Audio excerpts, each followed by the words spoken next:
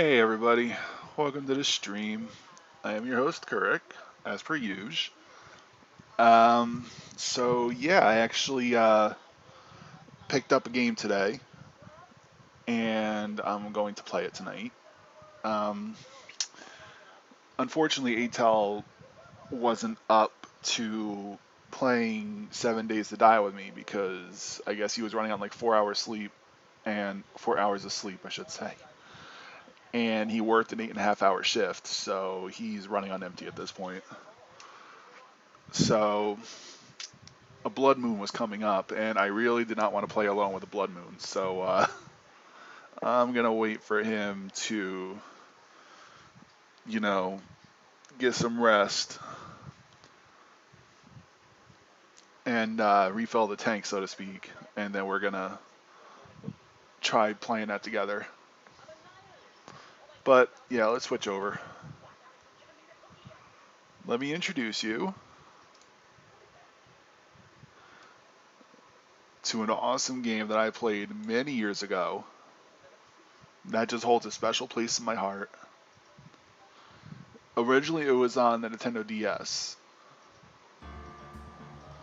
It's called Phoenix Wright, Attorney at Law, or Ace Attorney. I don't know why I keep calling it Eternity at Law. Wow, it's kind of loud. Let's turn it down to there.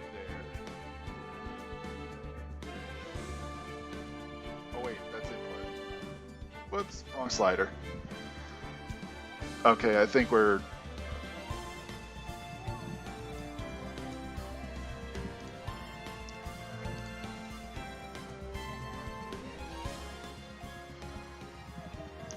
I gotta turn it down on my end because it's a little loud.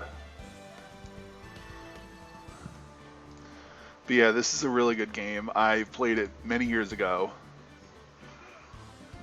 Basically, you're this attorney. You're a defense attorney, and you basically get hit with these court cases that you have to try to prove your client's innocence. So let's fiddle with the options for a second. See if I can.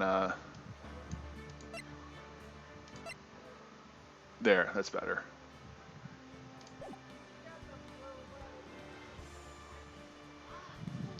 And this is the whole trilogy too, which makes me happy because I fucking love this game series.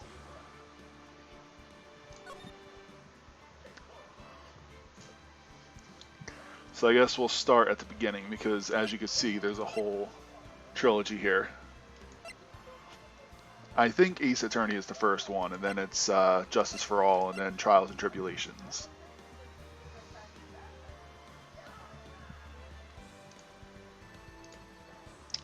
So let's check it out. And they come in episodes. So this is the first episode. I will warn you, you may hear some. Well, actually, no. You more than will likely hear terrible voice acting. So,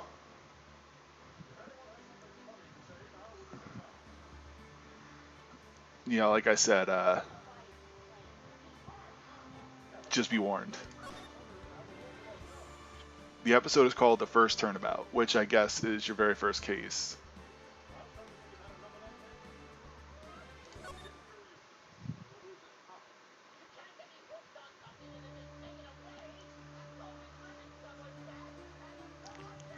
Gasp, gasp.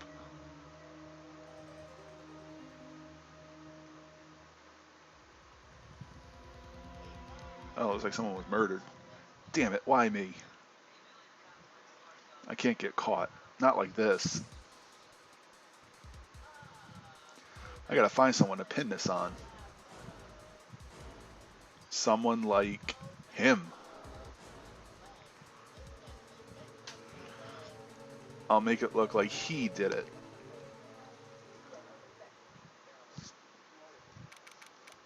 August 3rd, 9:47 a.m. District Court, Defendant Lobby number 2.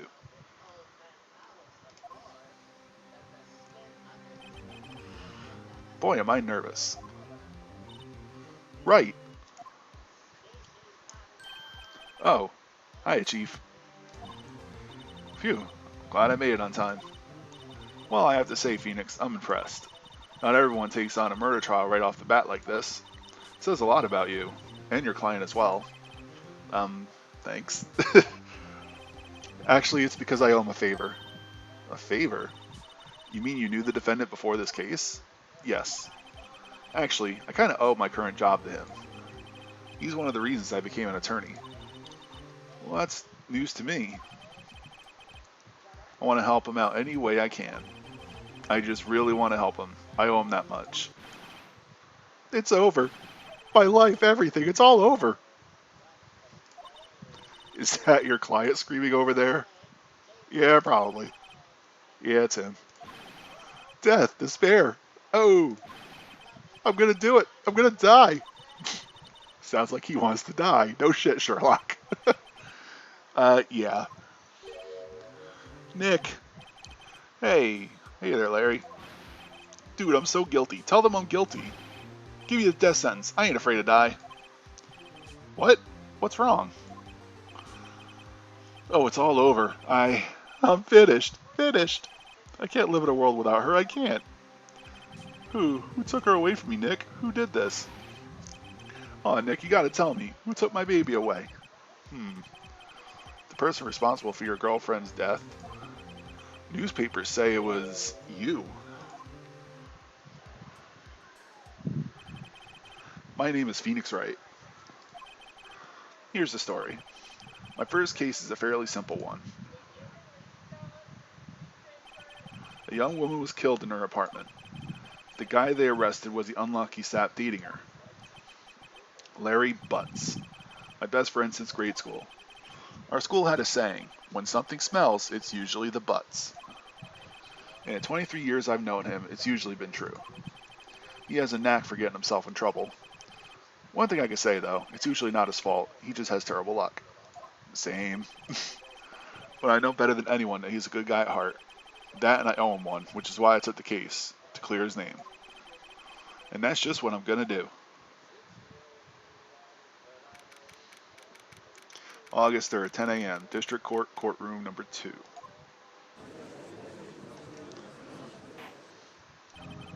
Court is now in session for the trial of Mr. Larry Butts. The prosecution is ready, Your Honor. Oh, God. I'm cringing, and I'm the one doing it. The defense is ready, Your Honor. Mr. Wright, this is your first trial, is it not? Yes, Your Honor. I'm a little nervous. Your conduct during this trial will decide the fate of your client. Murder is a serious charge. For your client's sake, I hope you can control your nerves. Thank you, Your Honor. Mr. Wright, given the circumstances, I think we should have a test to ascertain your readiness. Yes, Your Honor. Hand shaking, eyesight fading. This test will consist of a few simple questions. Answer them correctly and concisely. No, wait, clearly and concisely. Please state the name of the defendant in this case. The defendant? That's, Mia Fey? Wrong, right? Look, I have to leave. I have to go home. I'm expecting a delivery. Oh, come on, Chief. There's no need to be gone so soon, is there? Listen, Wright. The defendant is the one on trial. Your client. I mean, that's about as base as you can get. I put my foot in it this time. I gotta relax. So have her give you a handy under the table, man. That'll relax you. Sorry, I couldn't hear your answer. I'll ask once more. Please state the name of the defendant in this case. The defendant? Well, that's Larry Butts, Your Honor. Correct. Please turn in your badge. Ah, that's the perfect achievement for me. Just keep your wits about you and you'll do fine. Next question. Actually, no, I want to see what that Achievo is. Answer Mia Fey when asked what the defendant's name is. Ah, yes. That's great. Best achievement ever. Anywho. This is a murder trial. Tell me, what is the victim's name? Phew, I know this one. Glad I read the case cover to cover. I read the case report cover to cover so many times. It's wait. Uh oh. No, no way. I forgot. I'm drawing a total blank here. Phoenix, are you absolutely sure you're up to this? You don't even know the victim's name? Oh, the victim. Of course. I know the victim's name. I just forgot temporarily. I think I feel a migraine coming on. Look, the victim's name is listed in the court record.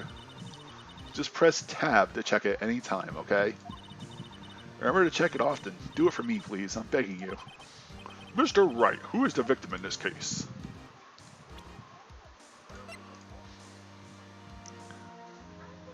Cindy's autopsy report. Okay, so it's Cindy.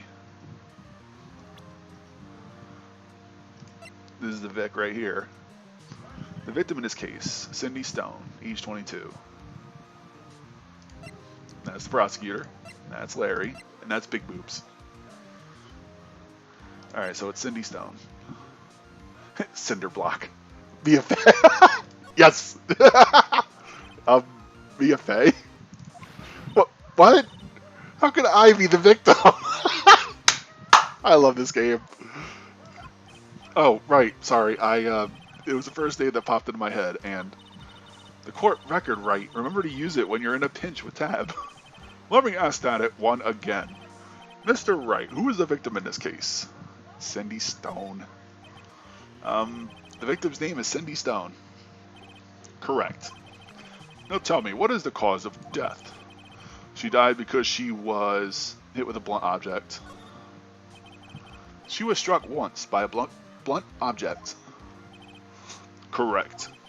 You've answered all of my questions. I see no reason why we shouldn't proceed. You seem much more relaxed, Mr. Wright. Good for you. Thank you, Your Honor. Because I don't feel relaxed, that's for sure. I don't think I could make it as a lawyer. Because I just fuck around way too much. Well then. First, a question for the prosecution, Mr. Payne. Yes, Your Honor. As Mr. Wright has just told us, the victim was struck with a blunt object.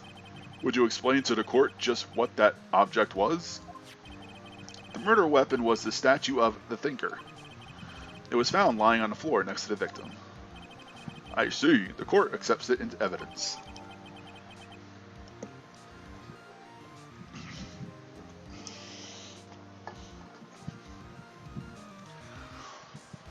Statue added to the court record.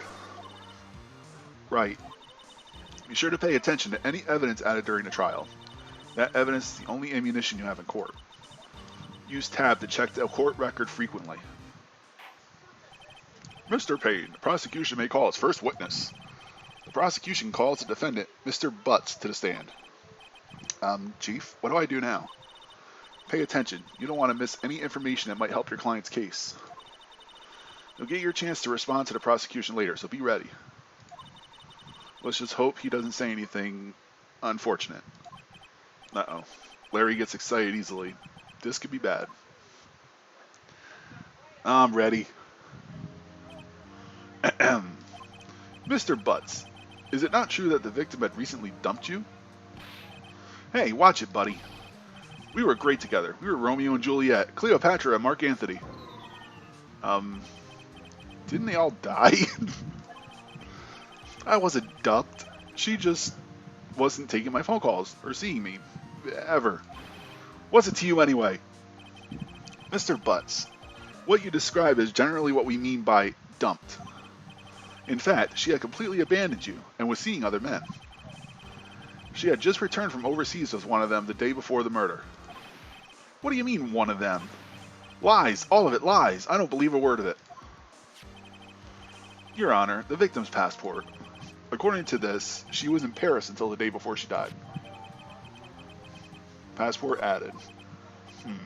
Indeed, she appears to have returned the day before the murder. Dude, no way. The victim was a model, but did not have a large income. It appears that she had several sugar daddies. Oh, Jesus Christ. Well, okay then.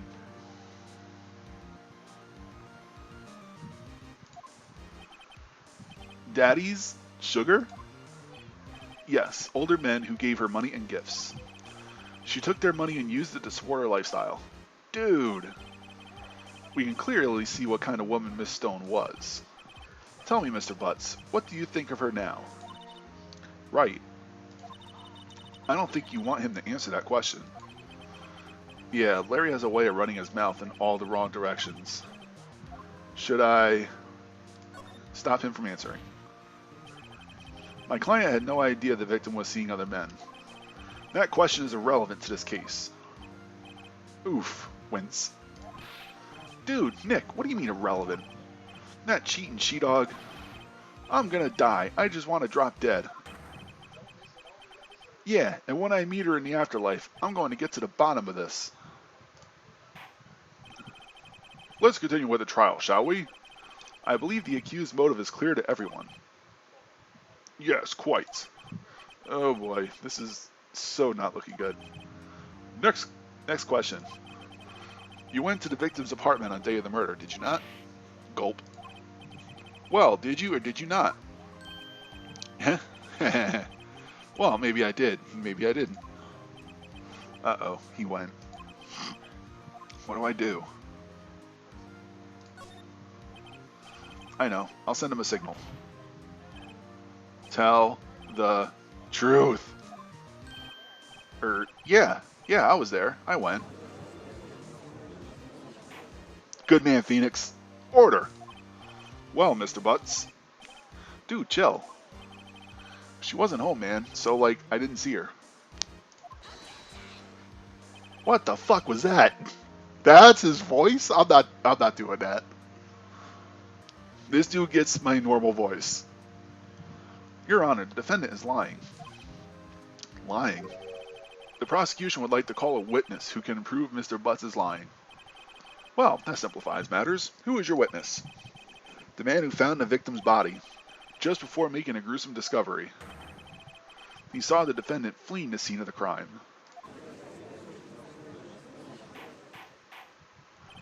Order! Order in the court! Mr. Payne, the prosecution may call its witness. Yes, Your Honor. This is bad. Hang on, I just gotta make a slight adjustment. Alright, here we go. Wait. Okay, here we go. Whoop, I didn't read that part. Please bring Mr. Frank Sowit to the stand. Frank Sowit. Usually these names are like puns. I don't get it. Frank saw it. Oh, I get it. Frank saw it. Ah, I got it.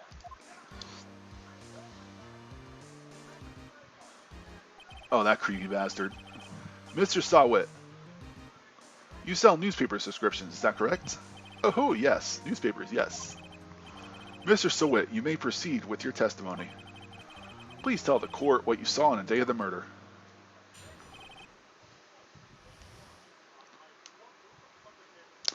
Alright, this is the testimony. I was going door to door selling subscriptions when I saw a man fleeing an apartment. I thought he must be in a hurry because he left the door half open behind him. Thinking it was strange, I looked inside the apartment. Then I saw her lying there, a woman, not moving, dead. I quailed in fright and found myself unable to go inside. I thought to call the police immediately. However, the phone in her apartment wasn't working. I went to a nearby park and found a public phone. I remember the time exactly. It was 1 p.m. The man who ran away was, without a doubt, the defendant sitting right over there.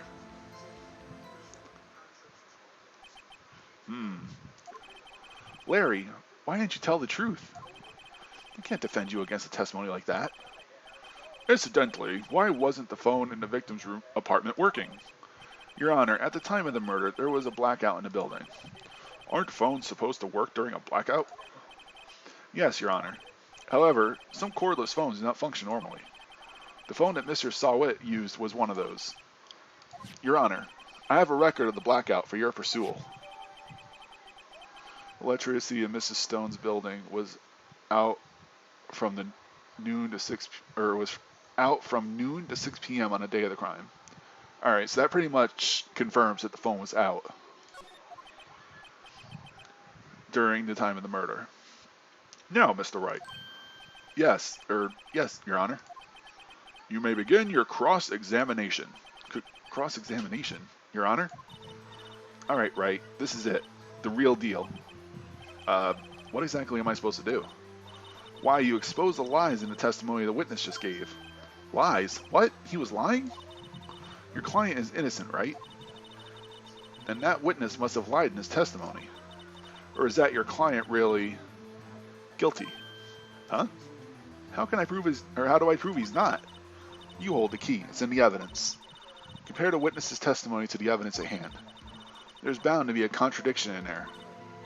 First, find contradictions between the court record and the witness's testimony. Then once you found a contradicting evidence, present it and rub it in the witness's face. Okay. Open the court record with tab and point out contradictions in the testimony. Okay.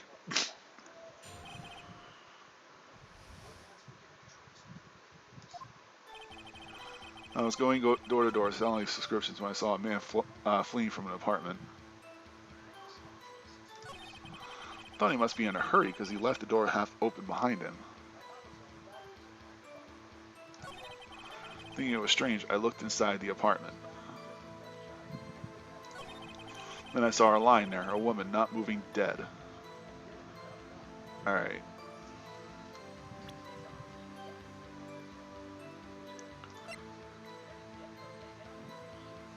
Time of death 4 p.m. to 5 p.m.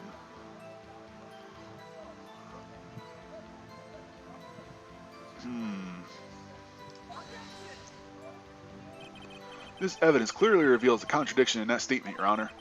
How exactly are the evidence and the statement just now related? They aren't, are they? Not at all. Mr. Wright, please think the facts over before making accusations. Nah, shit. I don't think that won me any points with the judge.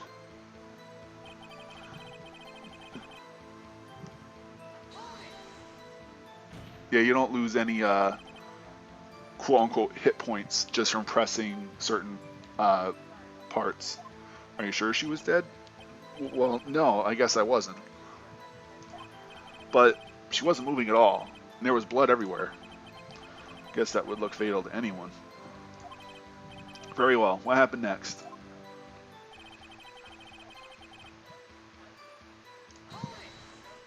Now see, if he said he couldn't go into the apartment, how did he know her phone was dead? So you didn't touch anything in the apartment? Yes. I mean, no, nothing. Okay, what happened next? Thought to call the police immediately. However, the phone in her apartment wasn't working. The phone in her apartment wasn't working. Yes, I mean, no. No, it wasn't. Right. But you said you didn't go into the apartment, or did you? Oh, that? I can explain that. There was a cordless phone on a shelf in the entranceway. I reached inside and tried using the phone, using that to call. And that phone wasn't working, correct? What happened next?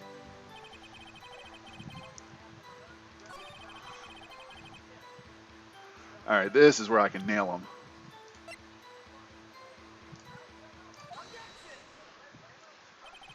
You found the body at 1 p.m. You're sure?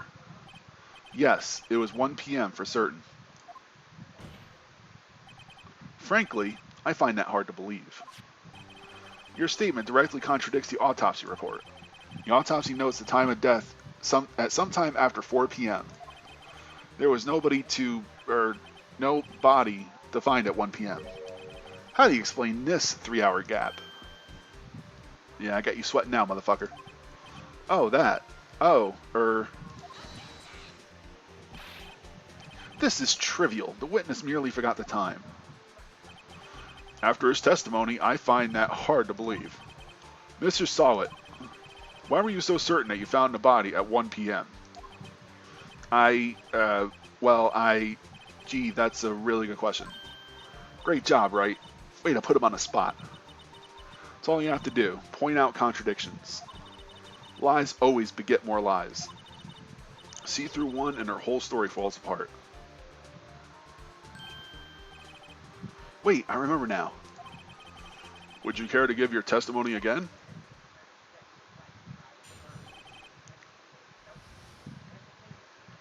The time of discovery. You see, when I found the body, I heard the time. There was a voice saying the time. It was probably coming from the television.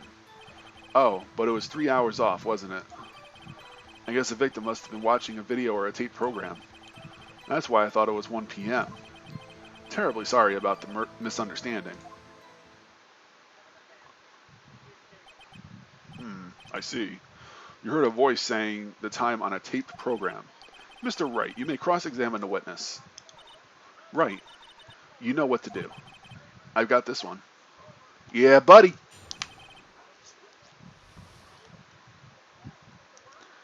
Let's just double check, though.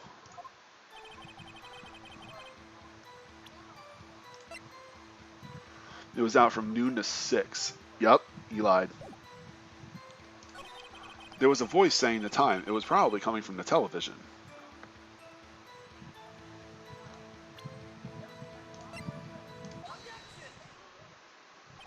Hold it right there.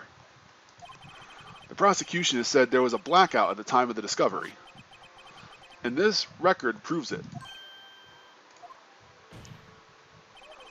You couldn't have heard a television or a video. Got you sweating, motherfucker. The defense has a point. Do you have an explanation for this, Mr. Sawit? No, I find it quite puzzling myself. Quite. Well wait, I remember now. Mr. Sawit? The court will prefer to hear an accurate testimony from the very beginning. These constant corrections are harming your credibility. That, and you seem rather distraught. But my apologies, Your Honor. It must have been the shock of finding a body. Very well, Mr. Sawit. Let's hear your testimony once more, please. Got him on the ropes. Hearing the time. Actually, I didn't hear the time. I saw it. There was a table clock in the apartment, wasn't there? Yeah, the murder weapon. The killer used it to hit the victim. That must have been what I saw. You saw a clock? I guess that would explain it.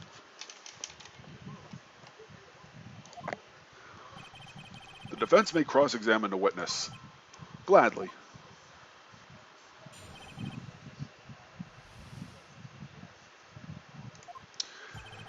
Actually, I didn't hear the time. I saw it. Let's see. Whoops.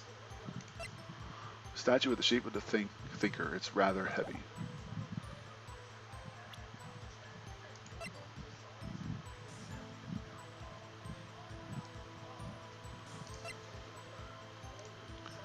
Victim apparently arrived home from Paris on 7:30, the day of the murder. There was a table clock in the apartment, wasn't there? Yeah, the murder weapon. The killer used to hit the victim. That must have been what I saw.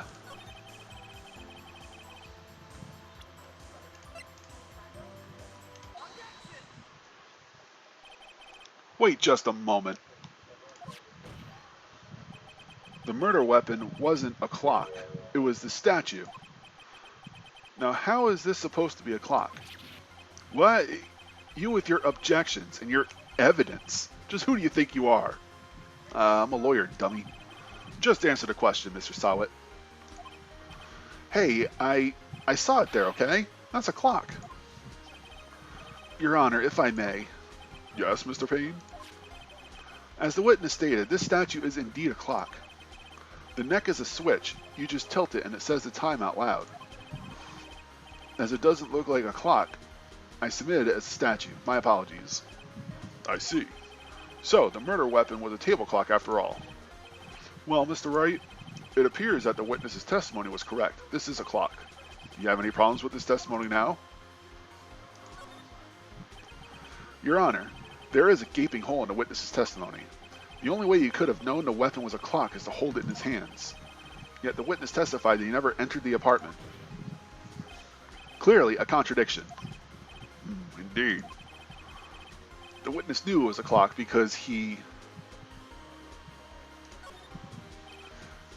You're lying. You were inside the apartment on the day of the murder. Oh yeah? Prove it. Prove I went in there. I'll do better than that. I could prove you were the one who killed her. You struck her with the clock. and the shock of the blow triggered the clock's voice. That was the sound you heard. Order in the court. Intriguing. Please continue, Mr. Wright. Yes, Your Honor. Mr. Sawit, the sound must have left quite an impression on you. Understandable, since the murder weapon spoke just as you hit the victim. That voice was burned into your mind. That's why you were so certain about the time. But what's the meaning of this? This is all baseless conjecture. Baseless? Just look at the witness's face. Yeah. Would the witness care to elaborate? Did you strike the victim with the clock? That day, I never... Look, the clock, I heard... No, I mean, I saw it.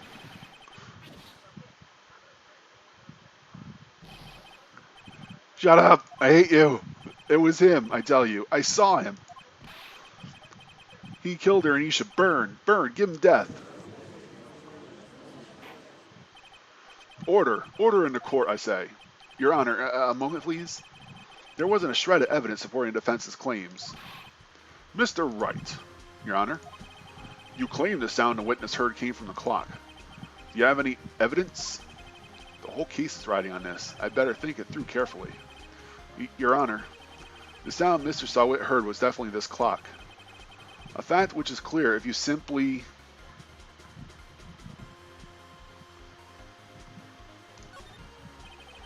Let's sound the clock now, here in the court. Your Honor, may I have the clock?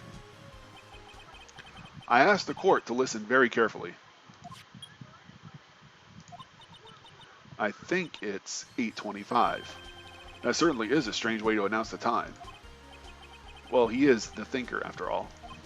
So, we've heard the clock. What are your conclusions, Mr. Wright? Mr. Payne, can you tell me what time it is now? It's 11:25. Ack. As you can see, this clock is exactly 3 hours slow. Precisely a discrepancy between what Mr. Sawit heard and the actual time of death. So, Mr. Sawit, try to talk your way out of this one. Ha! Ha ha! You forgot one thing. Uh-oh. What's he talking about now? While it may seem like that clock is running 3 hours slow, it proves nothing. How do you know it was running 3 hours slow on the day of the murder? If you can't prove that, you don't have a case. He's right. How am I going to prove that? Damn it, I was so close. Mr. Wright, it seems you lack the critical evidence to support your claim. Yes, Your Honor. This means I cannot allow you to indict the witness. Unfortunately, this ends the cross-examination of Mr. Frank Sawit. I come all the way down here to testify, and look what happens. You treat me like a criminal. A criminal. You lawyers are all slime. Grr. I almost had him. Sorry, Larry. I failed you. There's nothing I can do about it now. Not so fast, Mr. Sawit. Chief. Listen up, Wright. Don't throw this one away. Not like this. Think. But, Chief, it's over. I can't prove the clock was slow the day of the murder. Nobody can prove that. Well, yes. But that doesn't mean you can't still win. Try thinking outside of the box.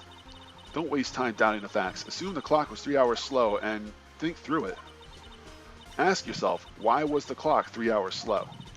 Oh, she was in Paris. She probably brought it with her and set the clock to that time. Figure out the reason, you'll have your proof. Right? Right?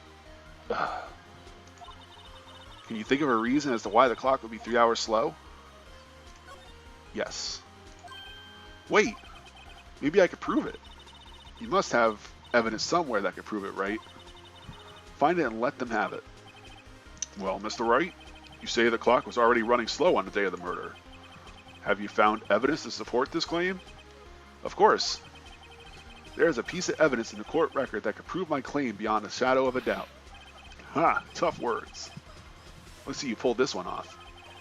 Let's see the evidence that proves why the clock was running slow.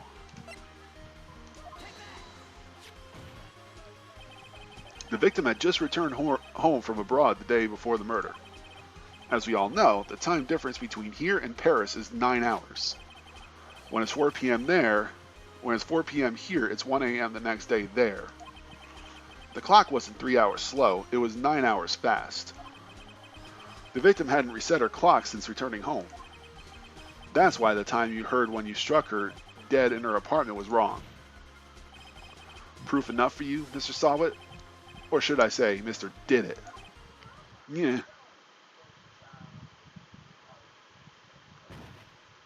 Yay. Order. Order, I say. Well, this case has certainly turned out differently than what we expected. Mr. Payne, your witness, he was arrested and been taken away, Your Honor. Very well.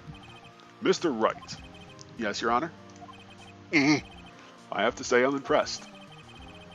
I don't think I've ever seen someone complete a defense so quickly and find a true culprit at the same time. Thank you, Your Honor. At this point, this is only a formality, but this court finds the defendant, Mr. Larry Butts. Yeah, buddy.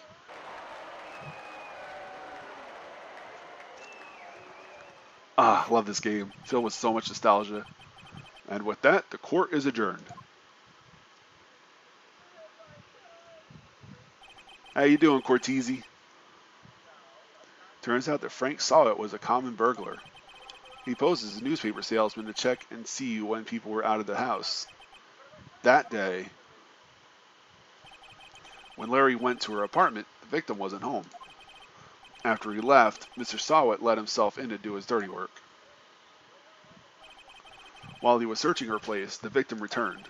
Flustered, Mr. Sawit grabbed the nearest blunt object he could find.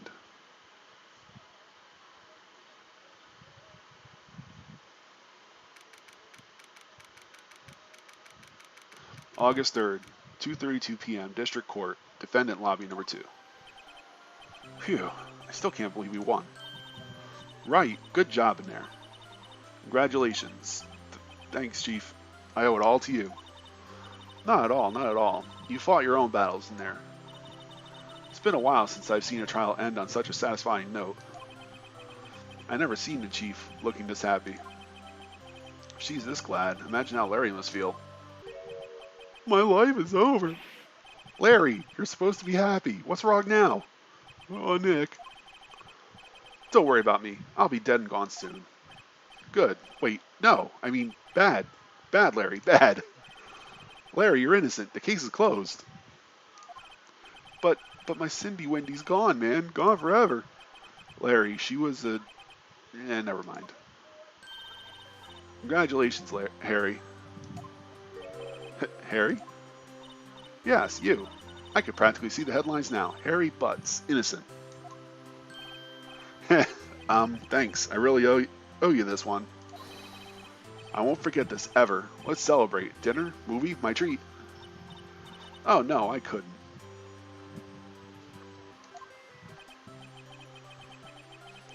Nothing much, just chilling, but bought a Nintendo Switch today. Ended up deleting my 3DS microcard for the Switch. All event legendary Pokemon gone. Ooh, that sucks. Sorry, man. That really sucks. Hey, I was the one that got you off the hook. Oh, hey. Here, take this. It's a present. A present for me? Wait, wasn't this the evidence that... Actually, I made this clock for her. I made one for her and one for me. Really? You? You made this? Well, thank you. I'll keep it as a memento. Yo, Nick. Can you believe it? I was so into that chick. And she was just playing me for a fool. Don't that make you just want to cry? Larry. Are you so sure? Squeeze me? I think she thought quite a lot of you in her own way. Nah, you don't gotta sympathize with me. It's okay. Oh, I'm not just sympathizing, really. Isn't that right? Don't you have something to show your friend? Something that proves how she felt about him? Huh? Oh, yeah, right. What the heck is she talking about?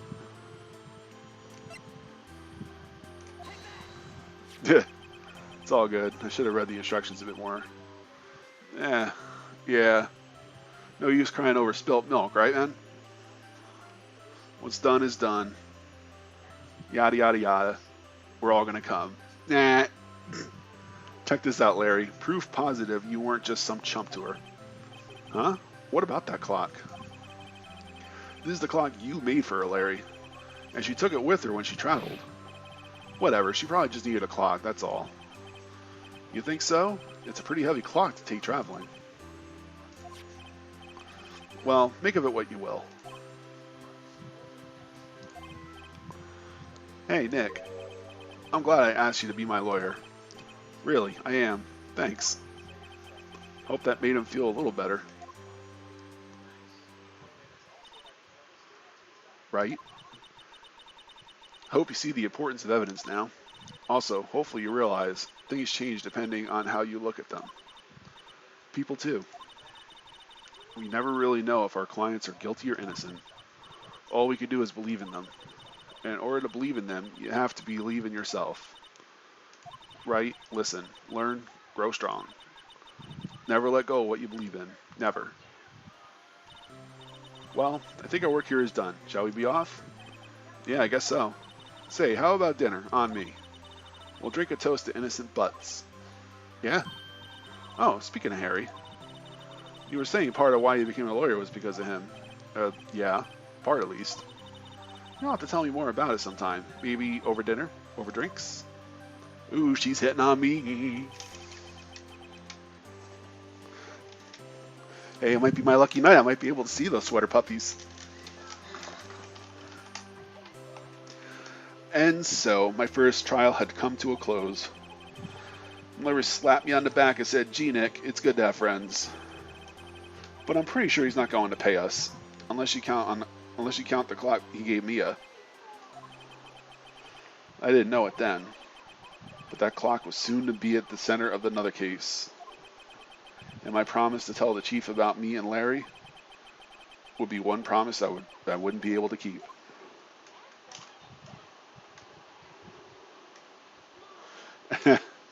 Yeah, I love this whole trilogy. When I used to work for a security company where you would, basically I would just park and watch construction equipment rust in the middle of the night. I have my laptop set up and I played through this entire trilogy and it's amazing. The storytelling, the brain teasers, all that shit, man. I was so happy when I saw it was on Steam. I had to get it right away. But yeah, my voice acting is kind of terrible, so I apologize for that. Brand new episode has been added. Yeah, let's save our progress. Why would you need this many?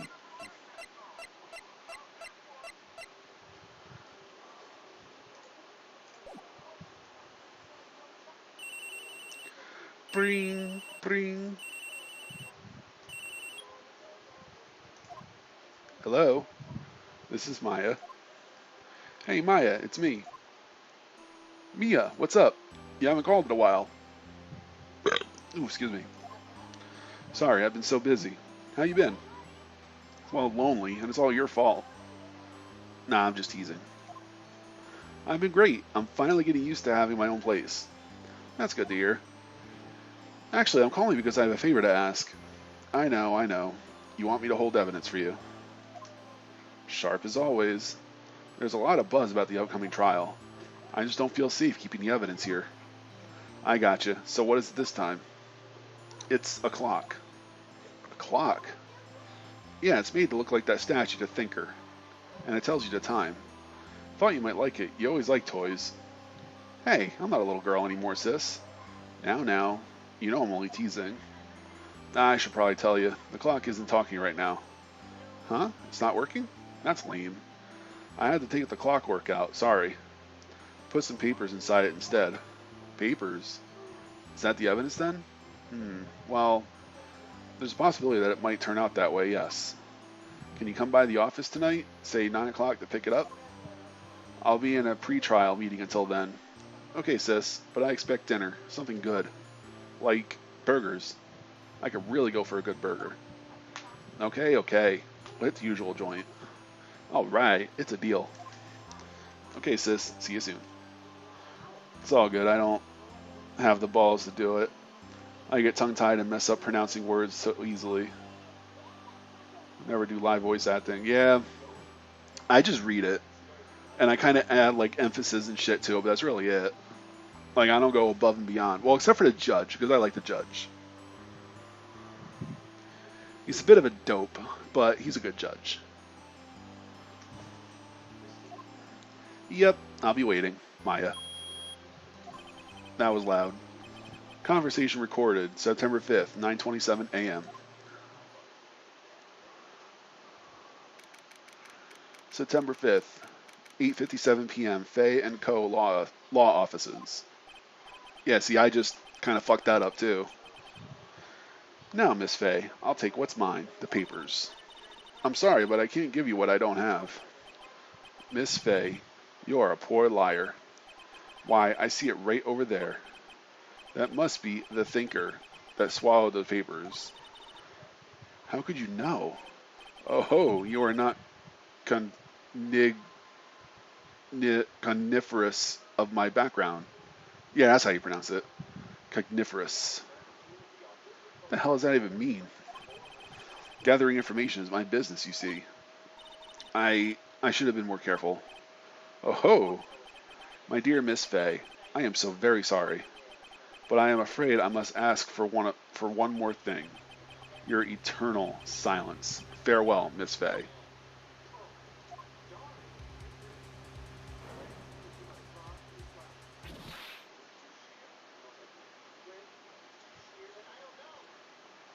Uh-oh. Red, white, blue.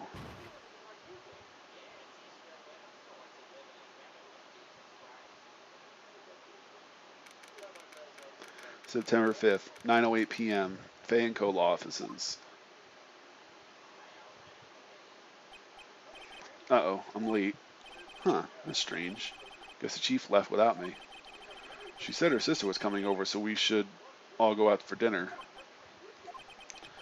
What's that smell? Blood? Mia! Maybe she's in her office.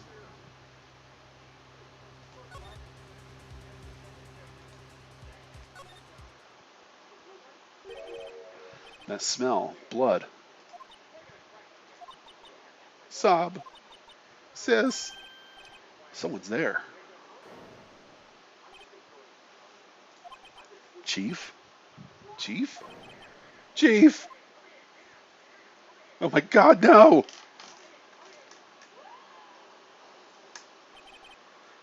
Who are you?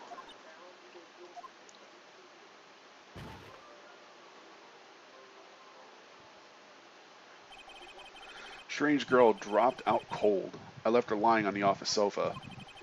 I went back to the chief where she lay under the window.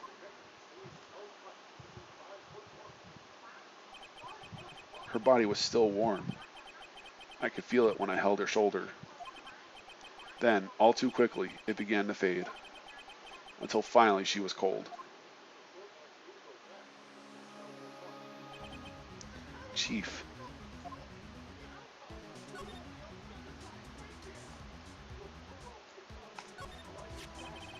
It's encrusted with dry blood. How ironic that this became the murder weapon. Again.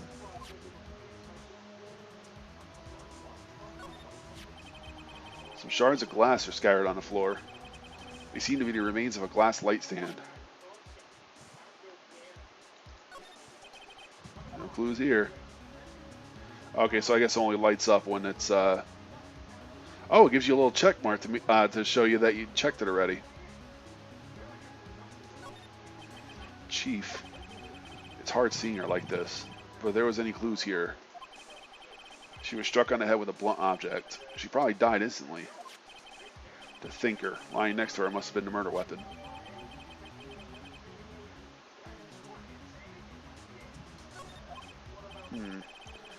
There's some glass shards near the chief's body. Must be pieces of the glass stand lying broken in the back of the room. I literally just checked all these. Nothing else that seems to be like a clue here. A piece of paper. Must have fallen from Mia's hand. What could it be? There's a large building right across from the office. The Gatewater Motel. A nice luxurious place. Oh wait, hotel. Motels are the cheap ones. A word written in blood on the scrap paper. Maya? Did Mia write this? This piece of paper is a receipt from a department store, dated yesterday. I think that's enough snooping around for now. Better call the police and find out what that girl was doing here.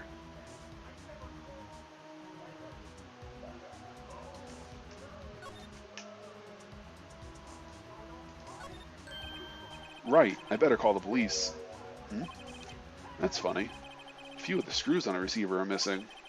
Looks like someone was halfway through taking it apart. Police! Please, come quick. What was that? Someone screaming from the outside window? She's staring right at me. She's holding a phone in her hand.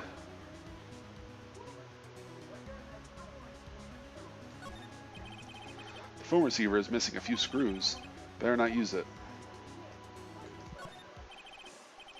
Surprisingly, the chief was never good with machines, but all she used his PC for was emails. She picked up this ancient model at some garage sale for practically nothing. Fay & Co. ledger book. Everything is written in the chief's ultra neat handwriting. It's a small office, but it makes a good bit of money.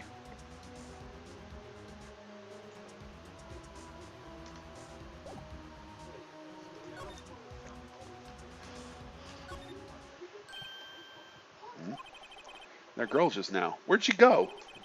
I put her right there on that sofa. Uh-oh. I hope she didn't run on me. Yipes!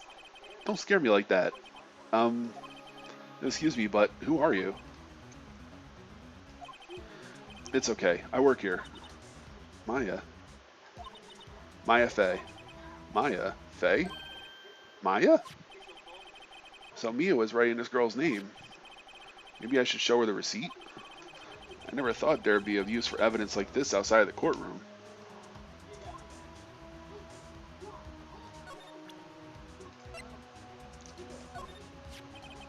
Before Mia died, she wrote a message with her own blood.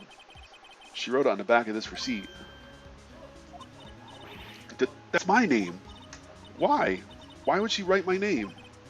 Please, just calm down. Well, why would Sis write my name? Uh-oh. Now I've done it. Ah, shit.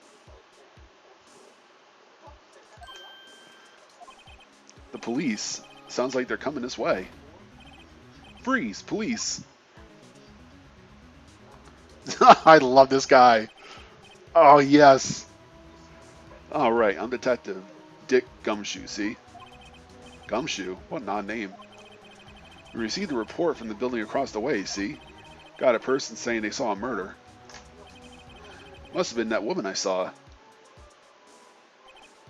Anyway, I don't want either of you moving 1 inch, okay? Great, just great. Maya, wait, she wouldn't have. Nah. Whoa. Excuse me. Eek. This word Maya here mean anything to you? That's my name. What? The victim drew this here note in her own blood, see? With her dying breath, she wrote down the killer's name. Killer? I'm not. Case closed. You're coming down to the precinct, ma'am. What?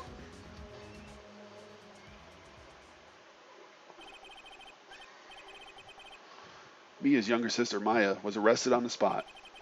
I was taken in for questioning and get out until the next morning. My eyes were heavy, but I couldn't sleep. I sat around waiting for visiting hours beginning at the detention center. I had to talk to Maya as soon as possible.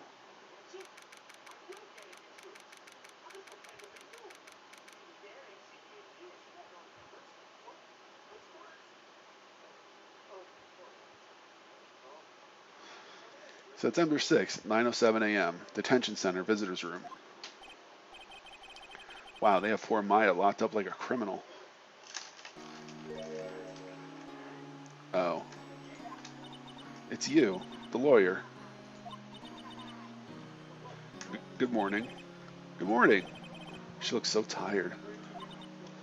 Are you going to be my attorney? Well, that's what I wanted to talk to you about. Of course I will. First things first, I better get her cheered up. Yeah, of course I will. Cheer up. Really? Whoa, did I say the wrong thing? She looks sadder now. What's wrong? You don't think I could do it? No, no one could. Who would believe me? Even you, when you found me in the office, you looked at me like I had done it. Did I look at her like that? No, I never thought. It's okay. I understand. And I've also heard about you. Heard? Heard what about me? Oh, God. I hate when people say that to me.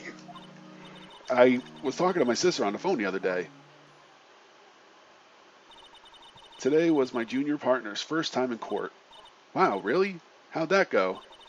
It was quite the scene. Oh, yeah, that's about right. Honestly, I was on the edge the whole time. It's been a while. Ha! So he crashed and burned? He's a genius. One of those strike fear into the hearts of evil types. The only thing he's lacking is experience. Huh, sounds like it was fun. Well, I know who to go to if I ever get in trouble now. I don't know, Maya. I think you might want to wait, give him 3 more years. That is, unless you want to be found guilty. Ouch. That's what she said. I'm sorry. I didn't mean to insult you. No, it's okay. It's true, I guess. But at the same time, I can't just sit by and watch. When I think of the person who did this to Mia, I know.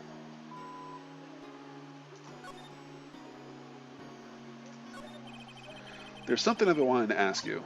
Yes? What's with that outfit? Oh, this? This is what all acolytes wear.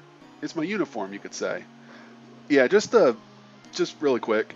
Whenever I start talking to a girl online or whatever, and they said they heard about me, that instantly strikes fear in my heart. I think one time she was actually a friend of my daughter's mother, and she instantly shot me down. So, yeah, when people tell me they've heard about me or they know me like that, that scares me. Anyway, acolytes, like people in a religious training? What is it you do?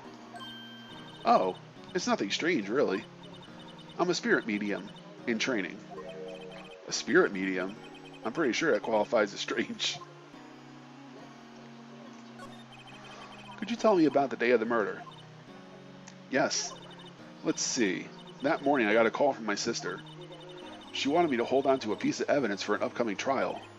Evidence? Yes, that clock shaped like the Thinker. The one Larry made. How could that have been evidence in a case? Right. She said something about that. I remember. Do you want to hear it in her own voice? Her own voice? Yes. I'm pretty sure our conversation is on my cell phone. You recorded it? Yeah. I forgot how to delete those things. So you say you have a conversation with your sister on your cell phone. Let's hear it. Right. Oh. I just remembered that detective took my cell phone. Sorry. Oh, right. Of course. Next time I see Detective Gumshoe, I'll ask him for it. I'll write you a note so you don't forget, okay? Sure, thanks. Maya's memo has been added to the court record.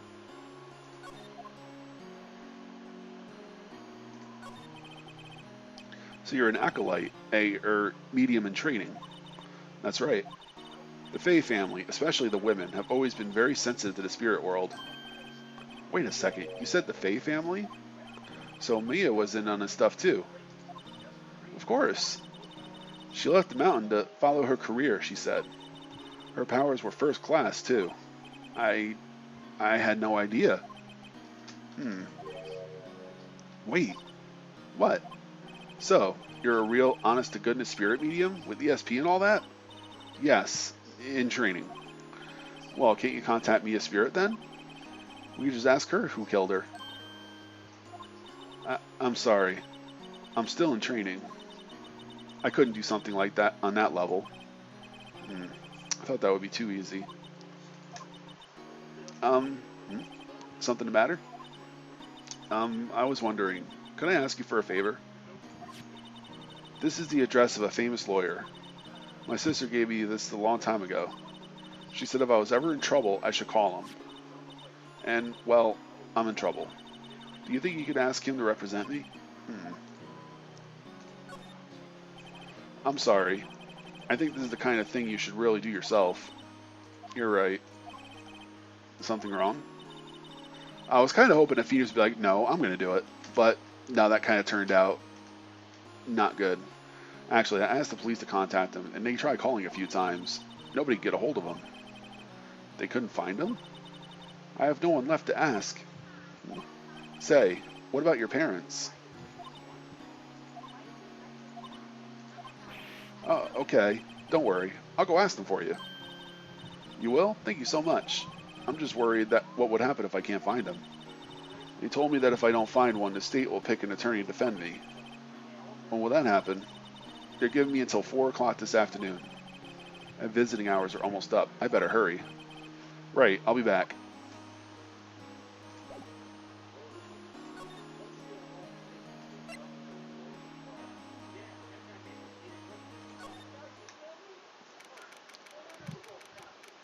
September 6th, Grossberg Law Offices. According to a receptionist, the big boss is out. She couldn't say when he'd be back. It must be hard to keep track of everything when you're a famous lawyer. Not to mention run an office like this. Guess I'll just have to come back later. I'll just peek around. Solid mahogany desk. The wood's been polished to a deep luster. Table for clients. An elegant ebony case, and if I'm not mistaken, that layer's made of solid gold. Even I can tell someone here has money to burn. Painting has been bugging me ever since I stepped in here. Oil paint is so thick it's practically giving me a stuffed nose. I'm sure the price is nothing to sneeze at either, for that matter. Pun. Expensive-looking mahogany bookshelves, filled with expensive-looking books. Funny. They don't look like they've ever been read.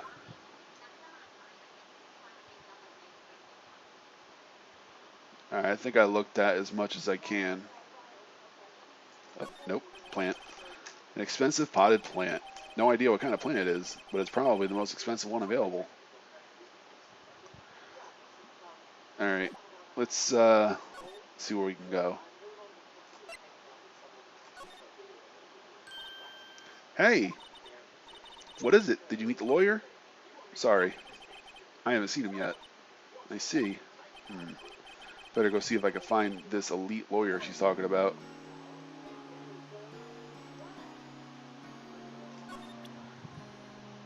Hey, dummy. I'm a lawyer. Sorry, I've never seen that before. God damn it.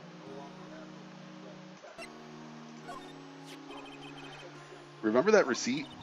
You mean the one with my name on it? Any idea why she... Absolutely none. Do you trust me? I trust you. Why? Don't you think I did it too? No, I don't. It's just a hunch, but that detective thinks I did it. Well, it's his job to think people did it. I wanted to ask you about the murder weapon. Poor sis. Sniff. Better not ask her about this now. Yeah, that was probably stupid. This was laying next to the chief's body. I saw that too. They said they thought these were pieces of a broken light stand. Yeah, that seems about right. Though I never heard of a glass light stand before this.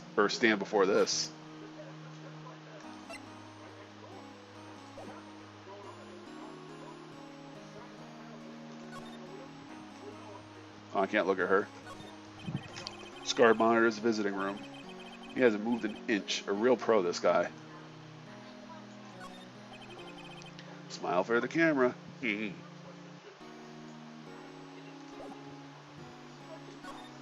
Alright, let's go back to the law office and see if we can't find anything new. September 6th. Fay & Co. law offices. The office is filled with police officers. They're all busily searching for clues. Hey, you there. This is a crime scene, pal. No trespassing. Sorry. Don't I know you from somewhere? Wait, you're that Butts guy, aren't you? No. Phoenix Wright. How could anyone mistake me for Larry? Ah, guess I got the wrong name, Mr. Wright. Sorry about that. That Butts guy, he was a killer, and you're no killer, right? He was proven innocent. Jackass.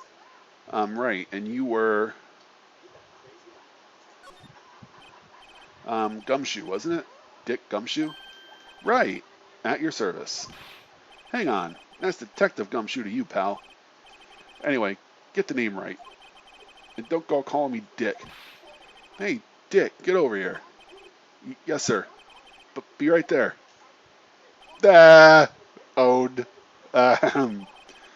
You're her lawyer, right, pal? If you got business here, you better do it quick. Phew, he thinks I'm Maya's lawyer.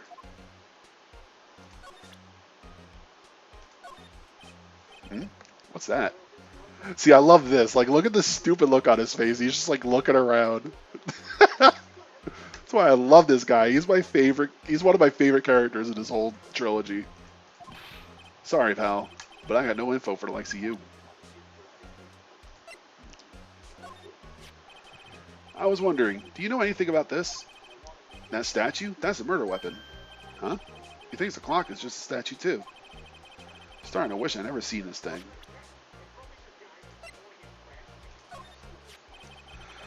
There was broken glass at the crime scene, right? Oh, that. It seems like a glass stand next to the victim fell over. The glass shards were pieces of the broken stand. There was a piece of paper next to the victim, wasn't there? Yeah, the one with the killer's name written on it. Are you sure that Mia wrote it herself? Given the condition of the writing, it's hard to say if it's her handwriting or not. So there's no proof that Mia wrote it.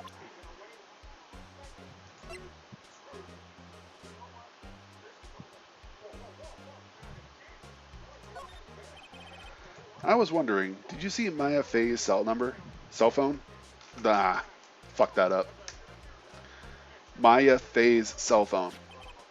Oh, that? I have that. Do you think you can give it back? Sure. I mean, wait a second, pal. Tricky lawyer. Uh-oh, he's on to me.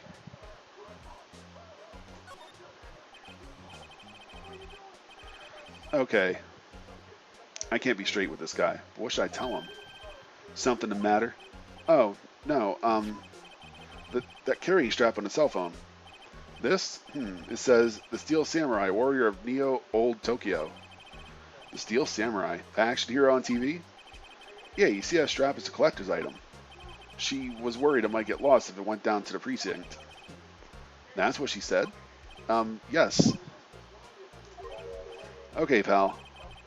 I wrote down all the numbers she called anyway. There you go. Seems like I didn't notice the recorded conversation. Yep, got the cell phone. Sweet. Check the court record to hear the recorded conversation. I'll check it later.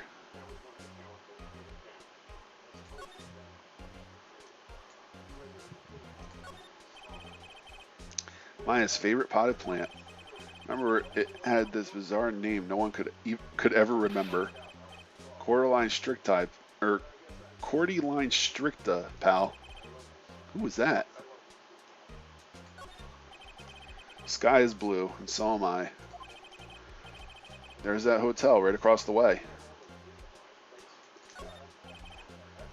Mia's desk.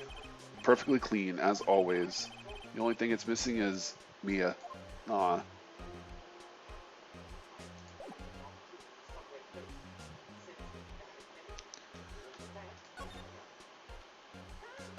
Alright, let's try a lawyer again. Nope, still not here.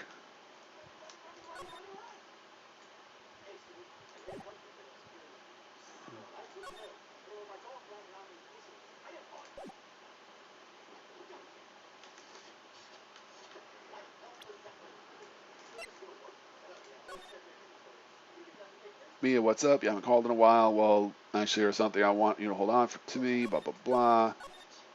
We heard all this at the beginning.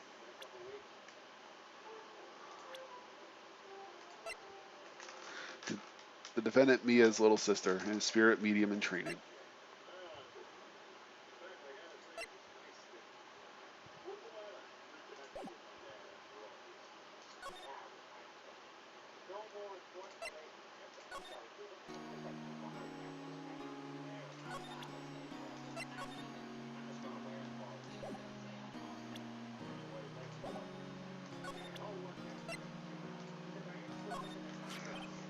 Hey, I got your cell phone back. Oh, say, can I listen to my sister's voice?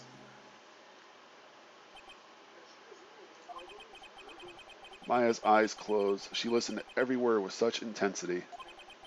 Before long, tears began to roll down her cheeks. Thank you. Aw. Hey, I got... Oh, wait. Shit.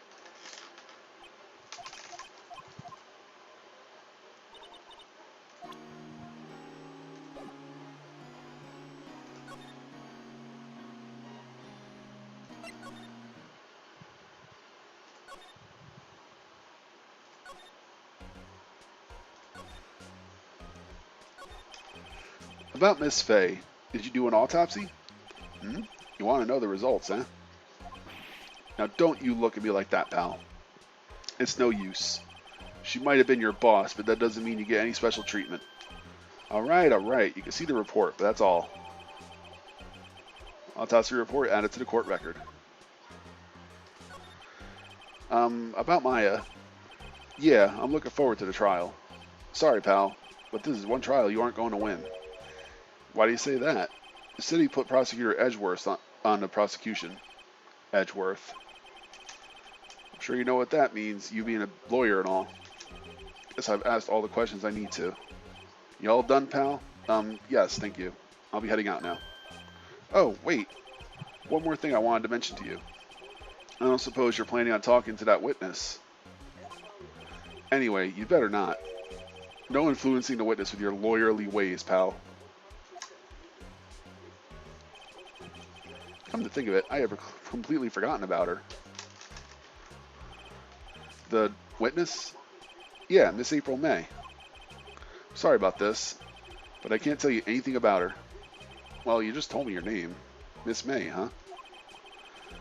So you've sent her home already, then? Heh, trying your lawyerly tricks on me now. She's not to go outside her room until the trial. So, she's still in the hotel across the way. Guess I should know better than try to get a detective to leak information. You got that right, pal. Time to pay a visit to Miss May.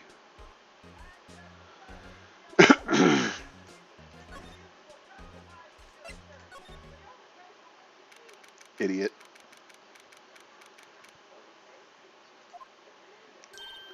Well, hello there, handsome. Hi. Smooth, right? Real smooth. You're the lawyer, aren't you? The detective told me. He said, don't say nothing to that lawyer, pal. T. Remember to self. Thank Detective Gumshoe for making my job harder. Gee, this is all like something out of a movie. It's all so exciting I can hardly contain myself. Oh, let me go freshen up so I can look the part of my beautiful eyewitness.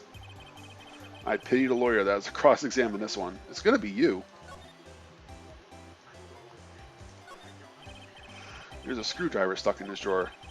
Wonder what's inside. Let's take a look. Hey! Hey! What are you doing? No touching. Ooh, bad boy. You really shouldn't pry around in other people's rooms now. You wouldn't want to make me upset, would you? Upset? I thought she was going to explode for a second there. Wonder what could be inside that drawer.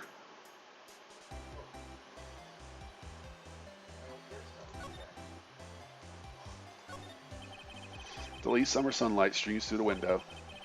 Here's the Fay & Co. Law Offices building, of course. See the inside of the room pretty clearly from here.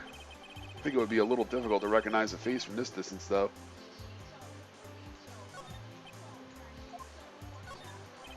A bottle and 2 glasses are on the table. Somebody must have been staying with her.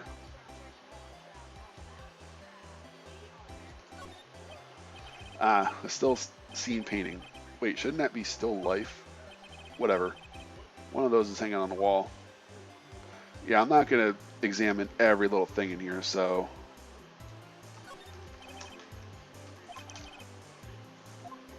Okay. Now I'm not going to examine every single thing. Do you think you could tell me something? I need you to describe what you observed at the time of the incident. Oh, observe incident. You sound like a lawyer in the movies.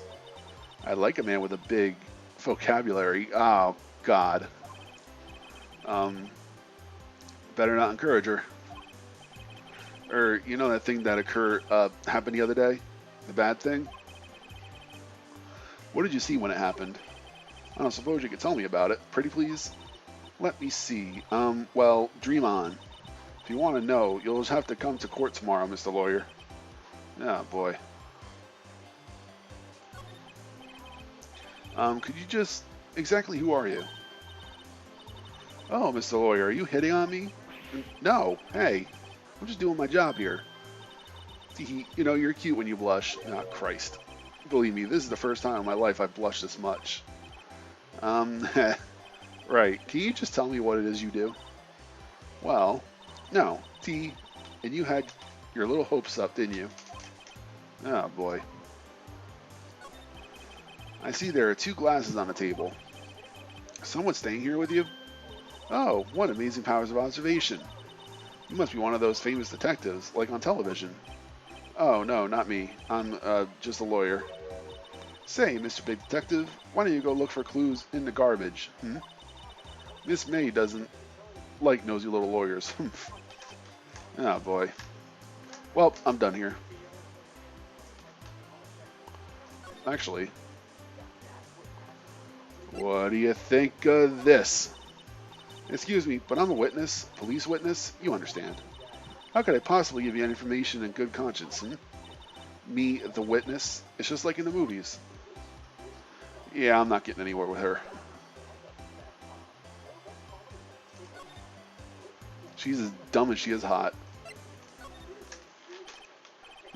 Seems like Mr. Grossberger's out. Well, maybe I should just wait here for him to come back. Ahem. If that wasn't the most over-the-top clearing of the throat I've ever heard. Aha, so you're the one they say that has been looking for me. Yeah, that's me. He looks even grander than I imagined. That badge in your collar. Ah, so you're a lawyer, are you now? Yes, well, yes. And what do you want? I'm not particularly busy these days. Please proceed. Not busy? And how come no one gets in touch with you? Something the matter? You came to see the one and only Marvin Grossberg. Did you not? Grossberg? Well, here I am, boy. What do you want? Out with it. Well, sir, actually, it's about Maya Fey. Ah, yes, Maya Fey. Go on.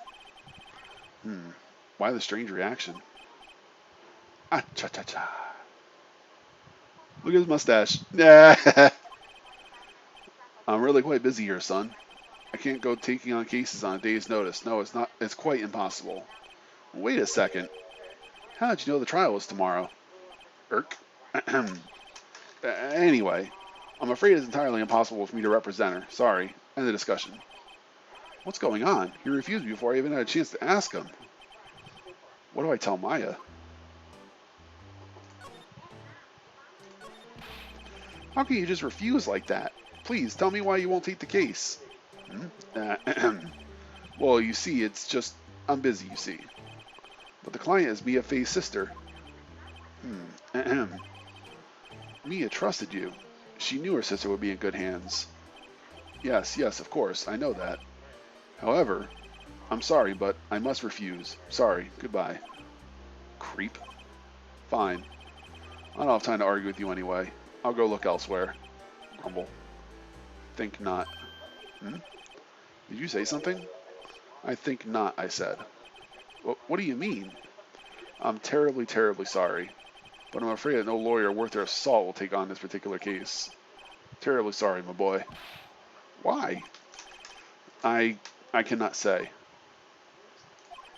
I beg your pardon, but could you leave now? I have nothing more to discuss with you. What's going on here? How did you know Mia Fey? She worked here a long time ago. Quite the apprentice, that one. Learned my techniques in a blink of an eye. She left one day quite suddenly. She had a mission, you see. A mission? You could see it in her eyes. She followed it with a burning passion, never looked back, that one. That's quite a painting. Aha, you noticed. It's my pride and joy. Impressive, isn't it? Well, isn't it? The color of the sky, the hue of the sea, the weave of the straw hat. It's worth at least 3 million. I have no intention of parting with it, of course. No, I won't sell it. Not even to you. I wasn't interested. It's not for sale. I'm not buying. Jesus. And goodbye. All right, let's go back to the detention center and give her the bad news. September 6th, 3:42 p.m., Detention Center Visitors Room. Hiya. Oh, you're back. Did you find a lawyer? Well, what do I tell her? Well, see, just be honest. I really don't think you should use that guy. He didn't seem healthy. He was all skin and bones. What really happened? You don't mean he refused to help? I see. I've been abandoned then.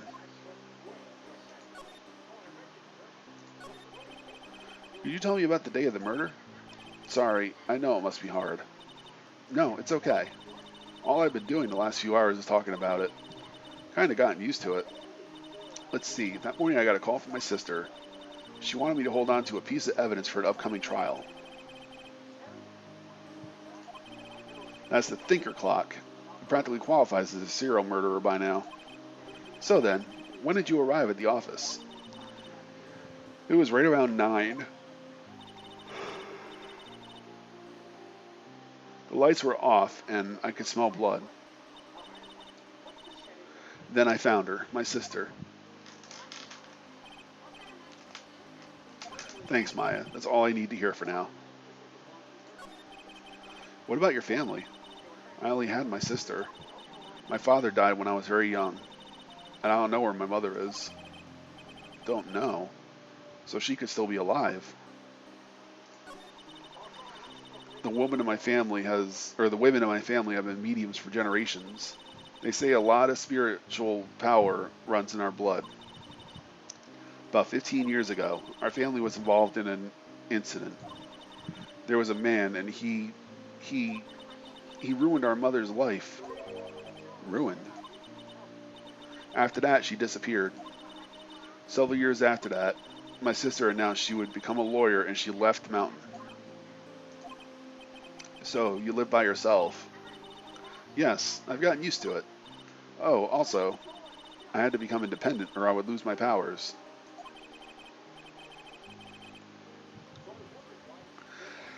I feel bad for her.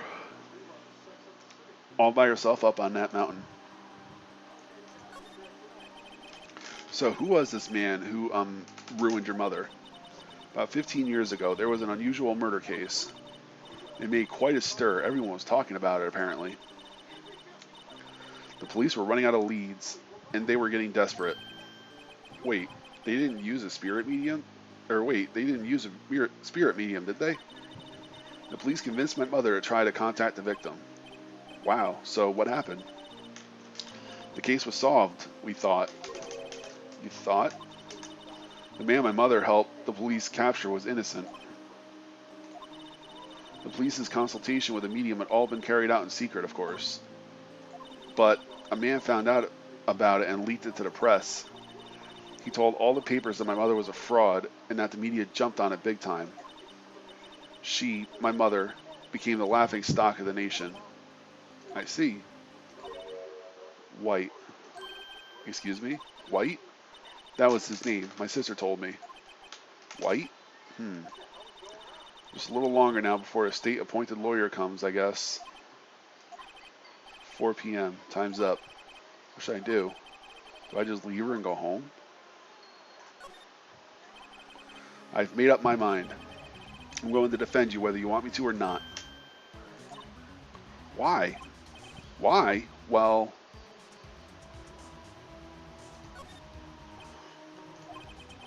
no one is as sad as a person without any friends. I know, I've been there a long time ago. Why did I become a lawyer in the first place? Because someone has to look out for the people who have no one on their side. Maya, I won't abandon you. You can count on me. That's so kind of you. Sniff. Oh, she's so cute. Well, let's fight this one and get you out of here. Right, thank you. Phew, she smiled at least. She looks like an entirely different person. One last question. You are innocent, right? Yes. And I trust you. So you trust me too, okay? It's a deal. So, what next? There's something that's been bugging me. Just what was inside that strange woman's drawer? It was when I tried to look into her drawer that she got all defensive. There has to be something in there.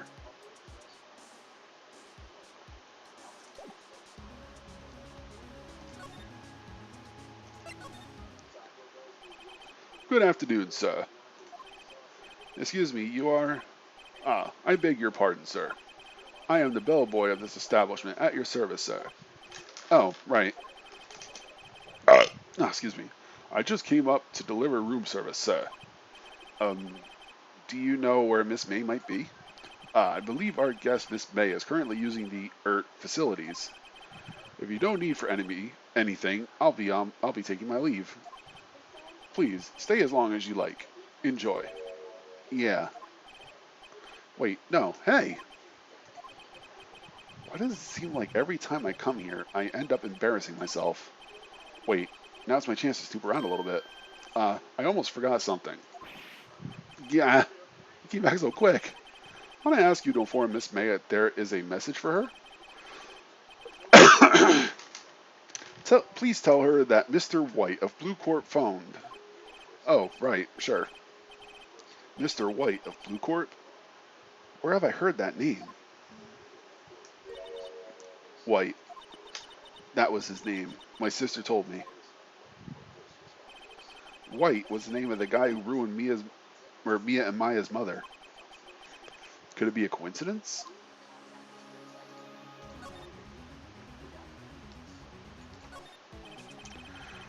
There's a screwdriver sticking out of that half-open drawer. Now's my chance to see what's inside. What do we have here? A wiretap? What could a woman like her be doing with a thing like this? Wiretap added to the court record. There is definitely something suspicious about this Miss May. Why would she have something like this in her hotel room? There's a story behind all this, I know it. Alright, I'll be using this bit of evidence in tomorrow's trial, that's for sure. For Maya's sake. I'll get to this woman's bottom. Wait, I mean, you know what I mean. Oh, bellboy, still there? Uh-oh, time to scram. I look forward to tangling with you tomorrow, Miss May.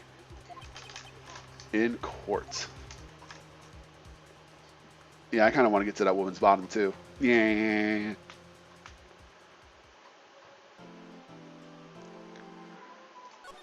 Oh, I love this game.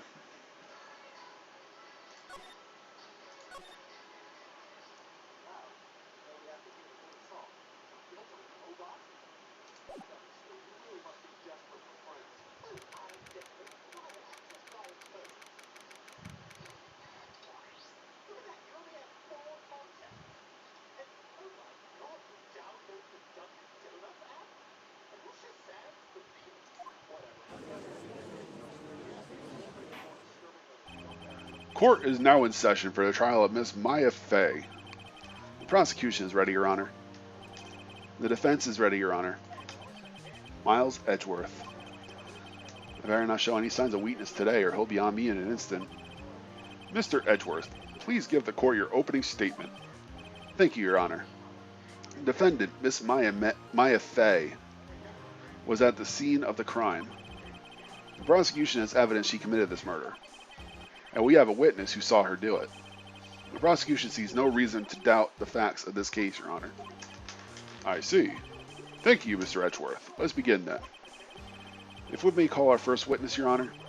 The prosecution calls the chief officer at the scene, Detective Gumshoe.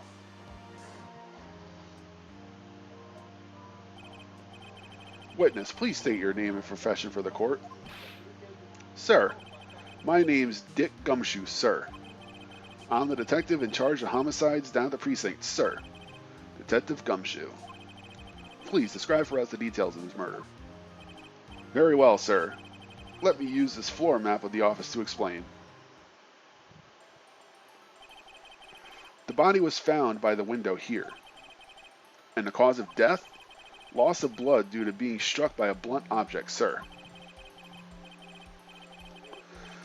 The murder weapon was a statue of the thinker found next to the body, sir. It was heavy enough to be a deadly weapon, even in a girl's hands, sir. The court accepts the statue as evidence. They're still calling it a statue.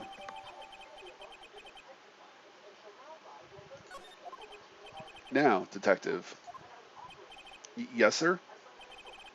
You immediately arrested Miss Fey, who was found at the scene, correct?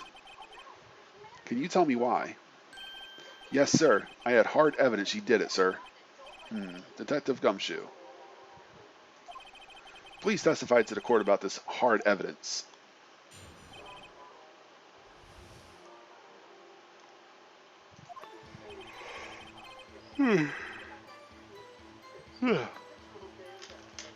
As soon as the phone call came in, I rushed to the scene.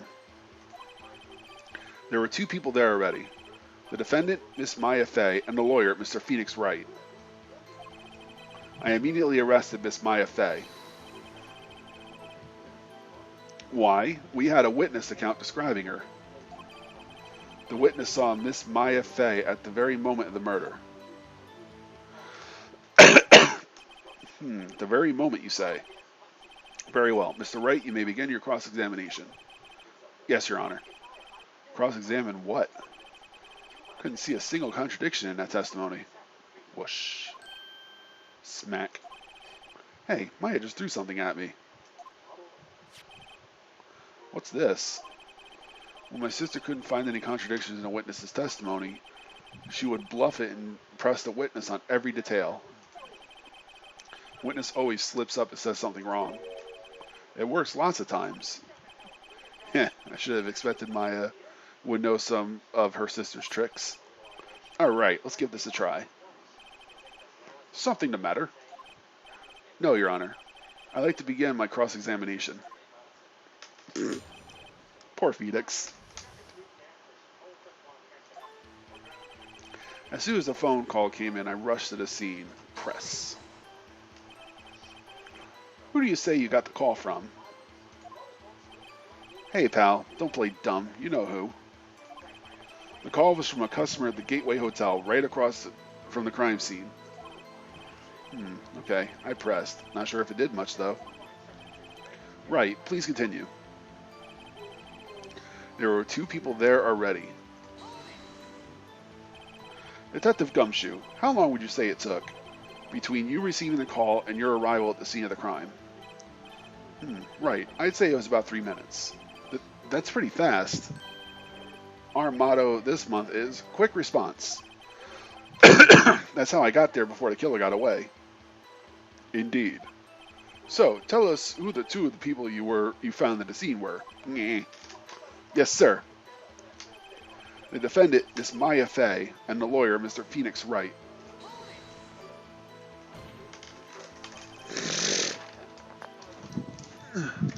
Are you absolutely sure it was us? Whoops. I didn't mean to press that.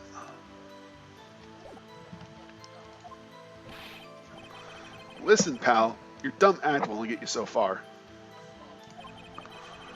With her funky hippie clothes and your spiky hair, You two stand out like suspicious people at a crime scene. Well, he does have a point about her. She is pretty unmistakable. Should pick my points to press with a little more care. I immediately arrested Miss Maya Fey. Hang on a sec.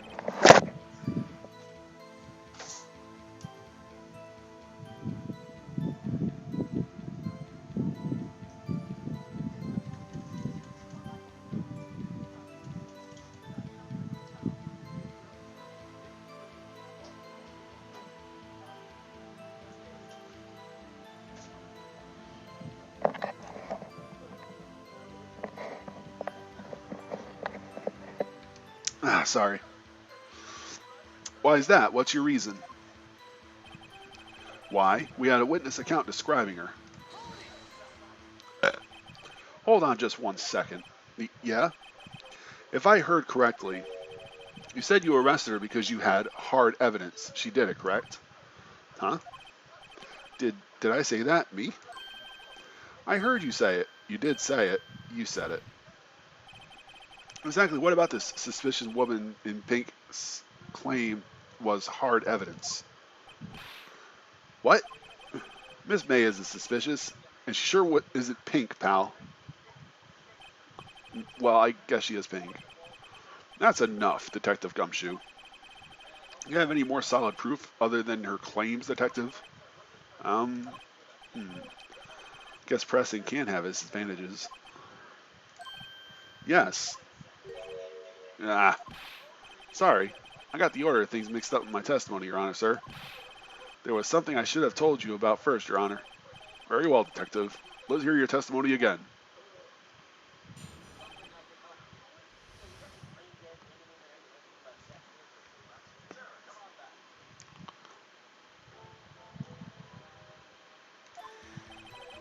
After securing the suspect, I examined the... Christ. After securing the suspect, I examined the scene of the crime with my very own eyes. I found a memo written on a piece of paper next to the victim's body. On it, the word Maya was written clearly in blood. Lab tests showed that that the blood was the victim's. Also, there was blood found on the victim's finger. Before she died, the victim wrote the killer's name.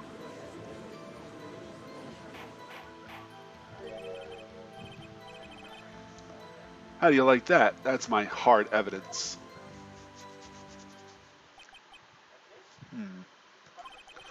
Before we begin cross-examination, I have a question for you, Detective. Your Honor? Why didn't you testify about this vital piece of evidence the first time? I know. I'm real embarrassed I forgot about it, Your Honor, sir. Try to be more careful. Very well, the defense may begin its cross-examination.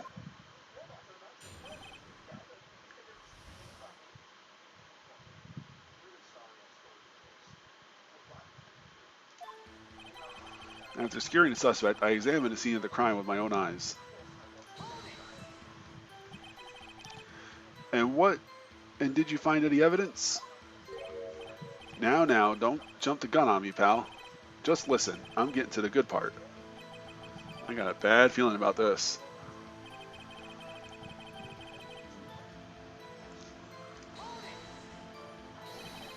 Just because you found it next to the body doesn't mean the victim wrote it. Ho ho! And who did write it, Smarty Pants? Who?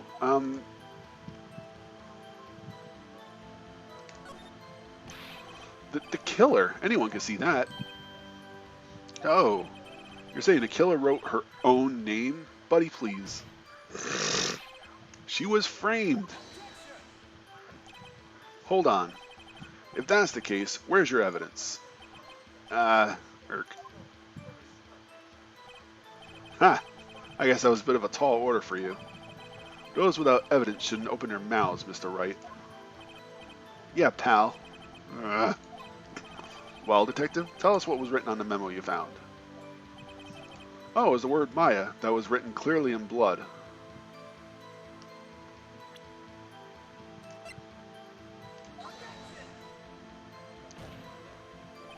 Your Honor, that statement contradicts this evidence. It does? I don't see anything contradictory. Huh? Really? Objection overruled. Try to think before you make accusations, Mr. Wright. Yeah. Whoops. That didn't go so well.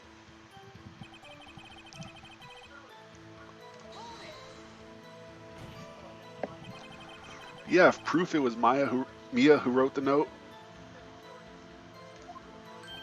Of course I do, pal. Uh-oh.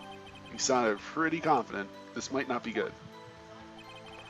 Lab test results showed that the blood was the victim's.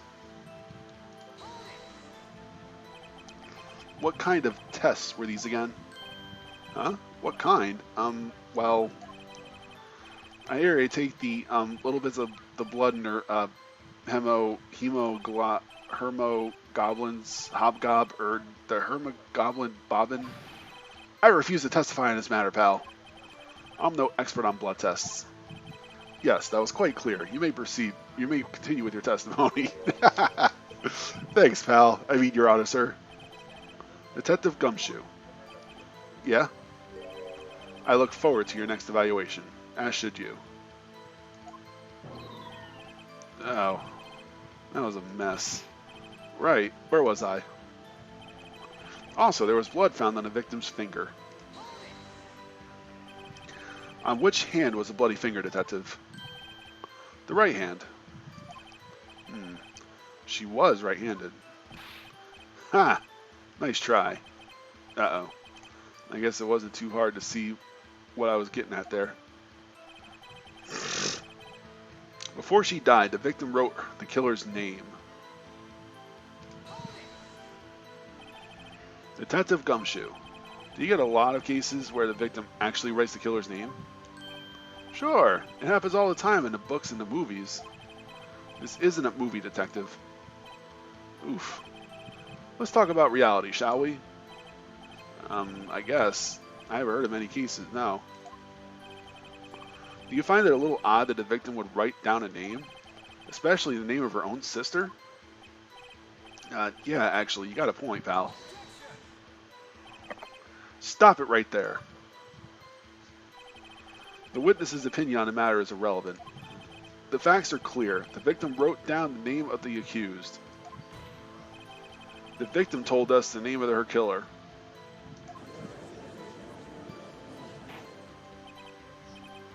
Order, order. That didn't go so well. That's right, what he said. That's his whole testimony. Okay, there has to be a contradiction in there somewhere. Let's find it. Alright, so let's look at the,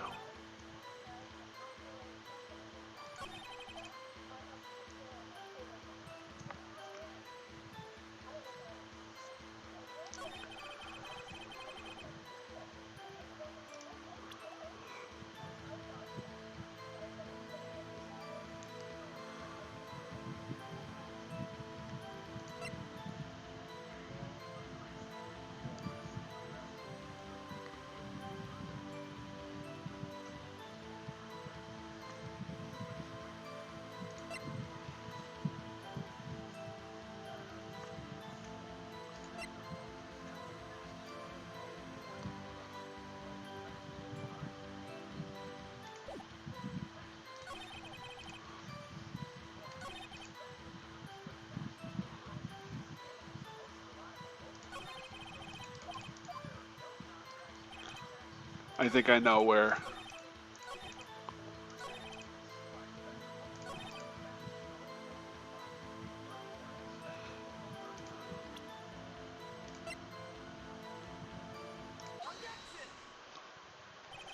Detective Gumshoe, there's one thing I want you to clarify for me here. You say that the victim, Maya Fey, wrote this note. That she was accusing the defendant. Oh wait, Maya Fey. There we go. That's really what you're saying. What? This isn't one of those lawyer tricks now, is it? Of course she wrote it. Who else could have? You have it backwards, Detective. But backwards? The victim is the only person who absolutely could not have written it. This is a report from your department, Detective. Immediate death due to a blow from a blunt object. She died immediately. But No butting your way out of this one, Detective. Order! Order! The defense has a point. Someone who died immediately couldn't have had the time to write down anything. Mr. Wright, I beg your pardon, but when exactly did you obtain the autopsy report? When?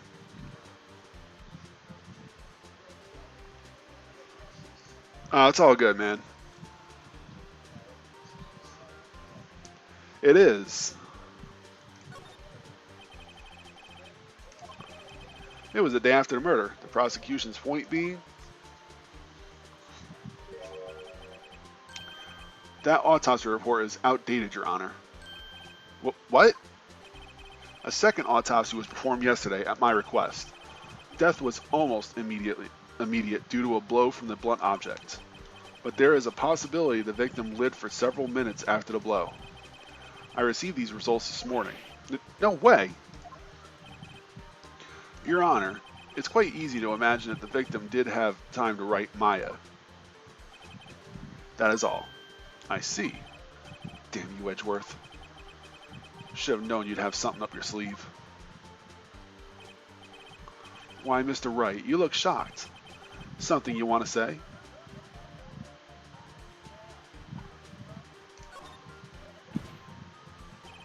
Detective Gumshoe, you're a sham. How could you give me a faulty report? Huh? I thought... Detective Gumshoe. Erp. I'm disappointed in you handing him the wrong report like that. I'm sorry, sir. You are at fault, Detective. This isn't going to look good on your evaluation next month. God damn, this poor detective. What? But, Your Honor, I submit this report to the court. Understood. The court accepts this evidence. Autopsy report updated. Well, Your Honor, the evidence strongly suggests the victim was identifying the killer. I suppose that's the obvious conclusion, yes. Darn, this isn't good. The prosecution would like to call its next witness. This poor, innocent girl saw the murder with her own eyes. Oh, I want a piece of her. And a piece of that ass, yeah.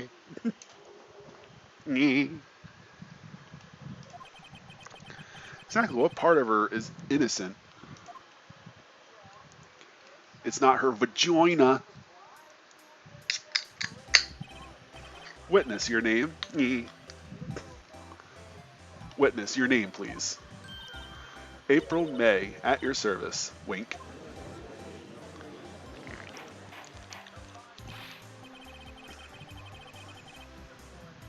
Order. An introduction should not require any reaction from the crowd. The witness will refrain from wanton winking. Oh, yes, Your Honor. This is not good. She's already captured the heart of every man in this courtroom. Tell us, where were you on the night of September 5th when the murder occurred? I was, in my hotel room. I want to punch her right out the stand. I checked in right after lunch. And this hotel is directly across from the Fay & Co. law offices. That's right, big boy. Please testify to the court about what you saw.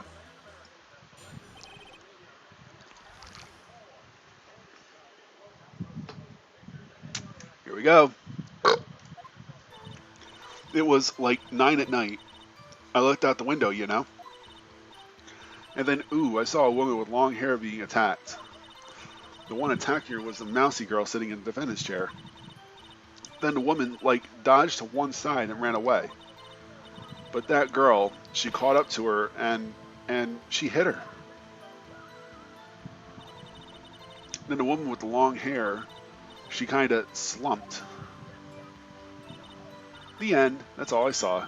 Every little bitsy witsy. Wink. No more winking!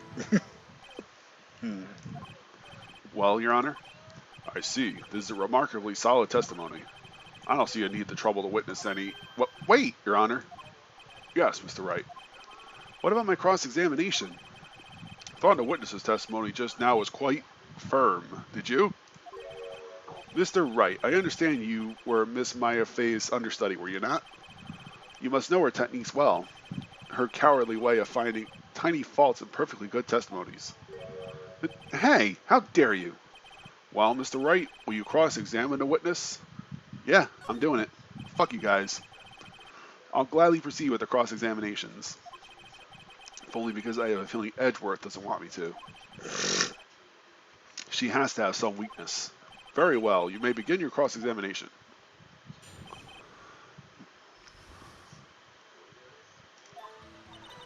It was like 9 at night. I looked out the window, you know.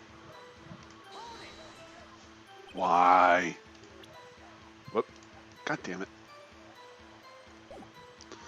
Why did you do that? Huh? Why? Like, why what? Why did you look out the window? Were you expecting to see something? Oh, well, gee. What? That's it? She can't get out of this question that easily. I sort of, you know. I had a feeling. Well, I have a feeling she's trying to avoid the question. Maybe I should press a little harder on this one. Let's see how far I can run with this. Surely you must have had a reason to look out your window at this time of night. Ooh. Mr. Wright, I will not have you badgering my witness. Badgering? You insist on needling her with these trivial questions. I really don't think it should be allowed. Yeah, stop him. The poor girl. Order. Mr. Wright, you have been warned. Poor girl? What about poor me? You looked out the window. What did you see next? And then, ooh, I saw a woman with long hair being attacked. A woman with long hair. That was Mia Fey? Or Mia Fey? Mia. Yeah, Mia. Slender, short of, well, some people might say pretty, if that's your thing. Your thing? And the person attacking her? The one attacking her was the mousy girl sitting in the defendant's chair. How do you know she was the defendant? Well, you know, she had girlish physique. Women know these things. Look, I just know, okay? There was only one person at the scene of the crime with a short, girlish figure. Testimony is bulletproof, Your Honor. He's right. Hold on a minute. That testimony stinks. What? Miss May, I'm willing to bet that. Are you telling the truth? Did you really see the defendant?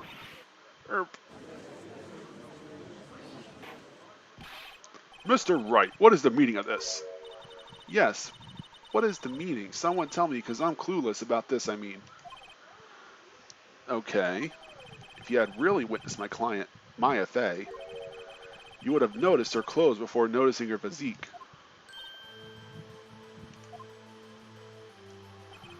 No one wears clothes like this on a daily basis except her. And I'm no expert on fashion, but her hairdo looks far from normal to me. However, the witness's testimony mentions neither of these things. The testimony is bogus. But, still, we don't know if she was dressed like that the night of the murder. She was, Your Honor. I saw her, and so did Detective Gumshoe. What do you say to that, Miss May? Rawr, what are you trying to say, you mean lawyer? I saw what I saw. I just didn't think all the trifling little details were necessary, darling. Miss May, the court would like to remind you to please omit nothing in your testimony. I'm sorry, Your Honor. I'll be a good girl, I promise. Wink. Your testimony again if you would. Damn, I almost had her.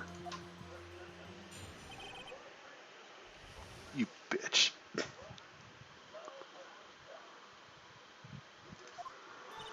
I did see everything. I did.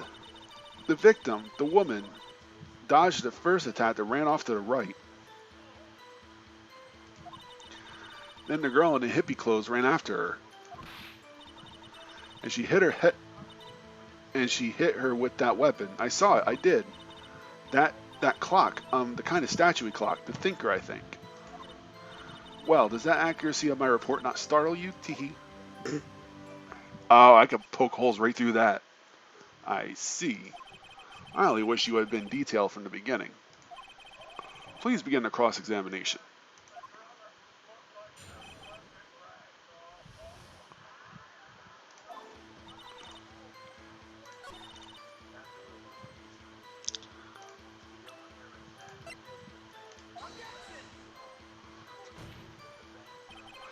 Your Honor, that statement contradicts this evidence. Nah, shit.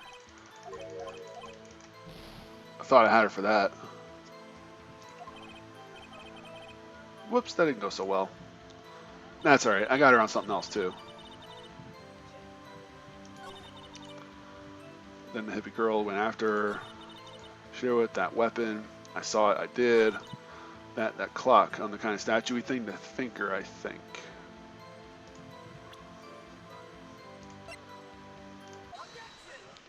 Got her. Miss May, what you said just now was quite revealing. Revealing? Ooh, you'd like that, wouldn't you? Naughty Mr. Lawyer. Yeah, buddy. You just said that the statue of the thinker was a clock. But there was no way of knowing that just by looking at it.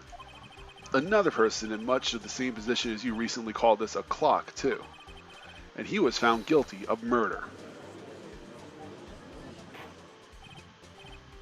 Order, order. Miss May, can you explain how you know this was a clock? Ooh, The witness saw the murder with her own eyes. That's all that's important here. The defense is trying to confuse the issue with trivial concerns. Yes, yes, of course. You will withdraw your question, Mr. Wright. But questions are all I have, Your Honor. And as you may recall, I caught murderers with these questions before. Well, only once. Objection sustained. You may continue to question the witness. Whew, that was close. If he stopped me there, the trial would have been over. Huh? What? So what happens now? What happens now is you answer my question. How did you know that this was a clock? What? That's... Because I heard it? Yes. I heard it say the time. So you've been to the law offices of Fay & Co. No. Hey, I didn't say that. Why would I go there? I've heard it from my hotel room. The law offices of Fay & Co. where the murder took place is very close to the hotel. She could easily have heard the clock. Well, Mr. Wright, are you satisfied? No, Your Honor. Can't give up now. I'm not satisfied because... Your Honor, members of the court, it is inconceivable that the clock in question rang. That clock is missing its clockwork. How could you possibly? Just take a look right now. Oh, see anything interesting, Your Honor? It is as the defense says. This clock is missing its clockwork. It's quite empty. Mr. Wright, would you care to explain to the court the meaning of this? It is as you can see. The clock was empty. It couldn't have rung. Therefore, this witness is a big, fat liar. Fat? Well, Miss May. Tisk, tisk. Quite a show you've put on for us, Mr. Wright. He knew the clock was empty. Somehow he knew. I'm afraid you've forgotten one thing, however. Indeed, the clock is empty. As you say, it can't ring. However, we must ask, when was the clockwork removed? If it was after the witness heard the clock, then it was of no contradiction. That's true. That is a possibility. The clock might have been emptied after she heard it. And that is exactly what happened, Your Honor. Well, Mr. Wright, can you prove when the clockwork was removed? Oh, impossible, of course. I have proof. What? Wasn't it you who told me proof is everything? Well, I was listening. And now I'll show you the proof you like so much. The evidence that proves that the clock was removed is... Take a look at this. That's a very cute cell phone. Thanks, Your Honor. Ooh, you have a girly phone. Well, wait, this is my phone. Listen, this is the defendant's cell phone, and it contains a recording of a conversation she had with the victim on the day of the murder. Order. The defendant's cell phone? This wasn't brought to my attention. Perhaps Detective Gumshoe overlooked it. Grumble, grumble. The good detective better remember he's up for evaluation soon. I gotta say, I'm starting to feel bad for this big fella. Let's hear the conversation. So you just want me to hold on to the thinker for you then? If you could. I should probably tell you, the clock isn't talking right now. Huh? It's not working? That's lame. I had to take the clockwork out. Sorry. September 5th, 9:27 a.m. Your Honor, I think this makes it clear the clockwork was already gone by the time this was recorded, which was well before the witness even arrived at her hotel. Well, Miss May, would you care to explain this to the court? Just how did you know that weapon was a clock? Well, isn't it obvious? Saw that clock before. What store was that again? I go to so many. Oops, I forgot. Wink. So the witness has seen it before. That would make sense. Does the defense have any objections, Mr. Wright? Yeah, I do. The witness claims she has seen it before. But this directly contradicts a piece of evidence already submitted to this court. Well then, let's see it. Please produce this evidence that will prove the witness has not seen the clock before.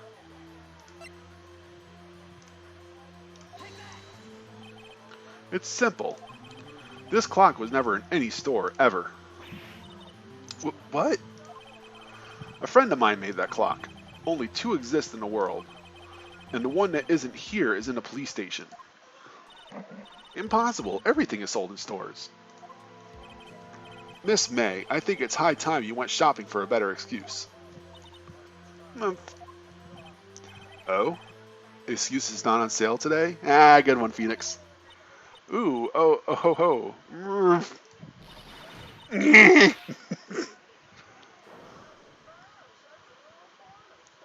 Boobs. Ooh. What is it to you, porcupine head? That stupid clock doesn't matter, okay? She did it, and she should die for it. Die.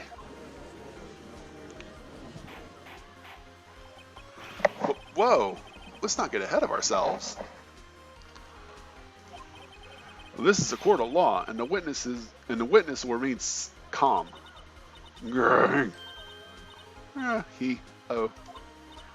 Oh. Silly me, grunt. Did I, lose it? I guess I did. Tee-hee, wink. Scary. Yeah, no kidding. Miss May, let me ask.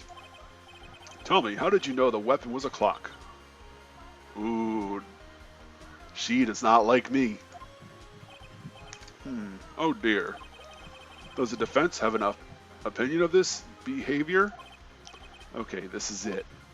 Yes, Your Honor. Allow me to explain how I see the truth of the matter. Miss April May, you knew the weapon was a clock because...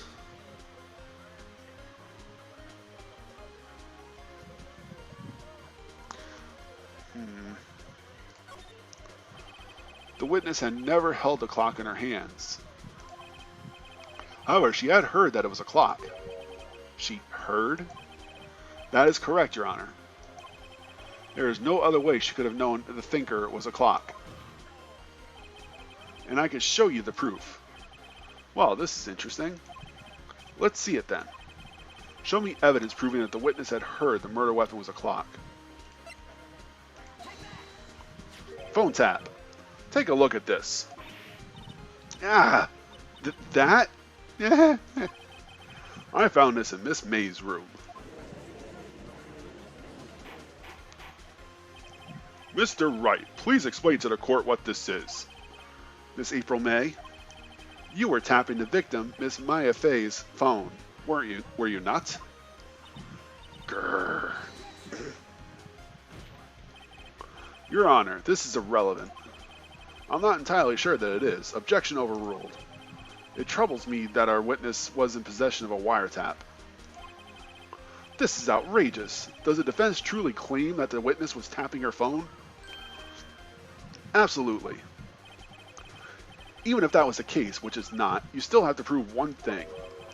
Did the victim ever say that the weapon was a clock on the phone? Can you prove that? I think not. Oh yeah? I think I can. It's simple. What? Here's my proof. The proof that the victim said on the phone that the weapon was a clock is... I present the defendant's cell phone.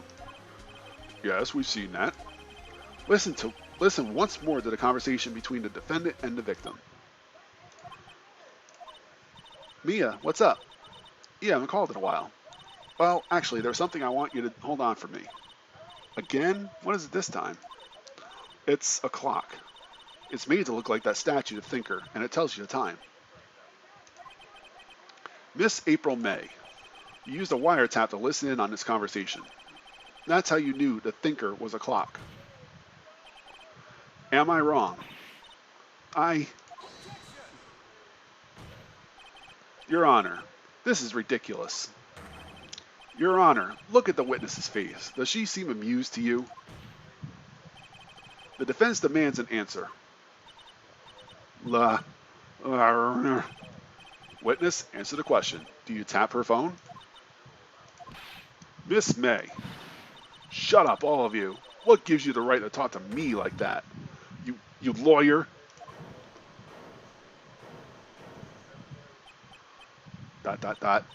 It's no fair. All of you ganging up on me like that. Oh, so I'm the bad girl. Is that it? Is that it? That did it. The court's seen the real Miss April May now. Now to deal the final blow. Why did you tap her phone? Answer the question. Do I have to? Isn't this a murder trial? Isn't tippity-tappity irrelevant? Yeah, she's saying exactly what Edgeworth wants her to say. Miss May, you were tapping the victim's phone. I hardly call that irrelevant. While this court does not condone the defense's tone of voice, he has a point. Well, Miss May, do you have an explanation for the court? Can you prove you had nothing to do with this murder, even though you tapped her phone? Ha! I'd like to see her pull that off. Mr. Lawyer, I saw that evil, evil grin. You were probably thinking, I'd like to see her pull that off, weren't you? Damn, she's good. Well, you're not the first man who's thought that, and of course, I can and will. You can't be serious. No way. Way, I say. Way. Oh, and I assure you, I'm serious, Mr. Lawyer. Humph. Okay, so the killing happened around 9 at night. Why, that's just when I was getting room service from that sweet bellboy. Room service? Iced coffee, I believe it was. Iced coffee, you know, like normal coffee, but cold. If you don't drink it quick, the ice melts, and then you have regular cold coffee. Iced coffee? Think I'm making this up? Ask the bellboy. Wink. Ergo, the witness was not on the scene at the time of the murder. Well, shit. So, where does that leave us? It is my great displeasure to inform you that the witness appears to have been tapping the victim's telephone. However, this is a separate crime with no bearing on the current case whatsoever. Her testimony stands. She saw the defendant, Maya Fey, commit the murder. No, they're going to just let her walk away. There's no way I can win this unless I tie Miss May to the murder somehow. Well, does the defendant have anything to say? Well, come on, think of something.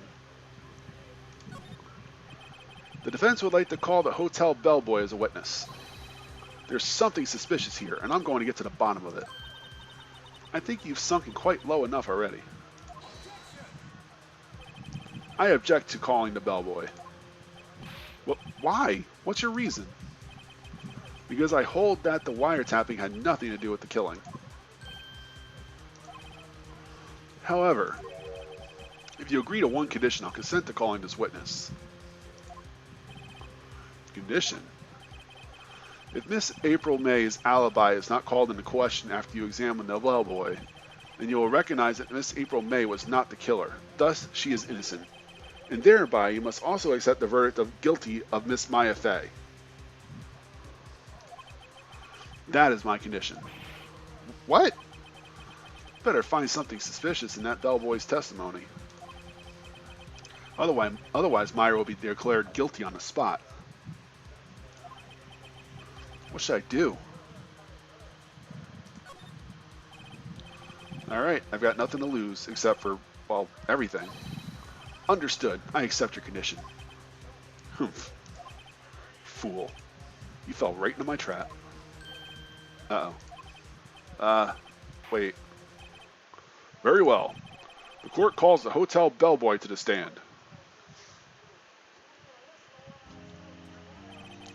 I believe we're ready for the witness to testify. He certainly does look like a bellboy. Yes, sir. I received your summons in the middle of work, sir. I'm happy to be of service. The tea set looks rather heavy, so without further ado, the witness may begin his testimony. Very good, sir.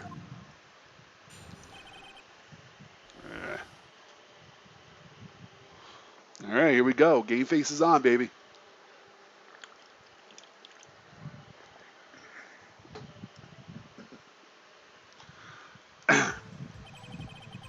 I am the head bellboy at the fine Gatewater Hotel, in business for 4 generations. I believe I received a call after 8 in the evening from our guest, Miss May. She asked for an iced coffee to be brought to her at 9 o'clock on the dot, sir. I brought it to her at precisely the requested time, of course. And I delivered the iced coffee to our guest, Miss May herself. I see. The defense may begin a cross-examination. Right, I'm ready, I hope. This is it. If I can't prove Miss May was involved with this murder now, Maya will be finished.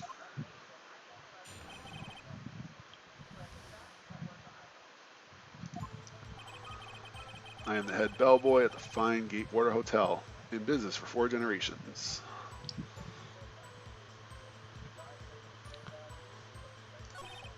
I believe I received a call after 8 in the evening from our guest, Miss May. Are you sure it was Miss May on the phone? Absolutely, sir. How can you be so certain? I checked Miss May in personally, sir. Not only did I see her in all of her stunning radiance, but I also heard her voice. And then I saw them. And I... The point being, I remembered her quite well, sir. Yes, what then? She asked for an iced coffee to be brought to her at 9 o'clock on the dot, sir. 9 o'clock on the dot, you say? Yes, I confirmed that detail several times. She was watching a program on the TV and wished to drink after she finished, sir. 9 o'clock, the time of the murder. I brought it to her at precisely the requested time, of course.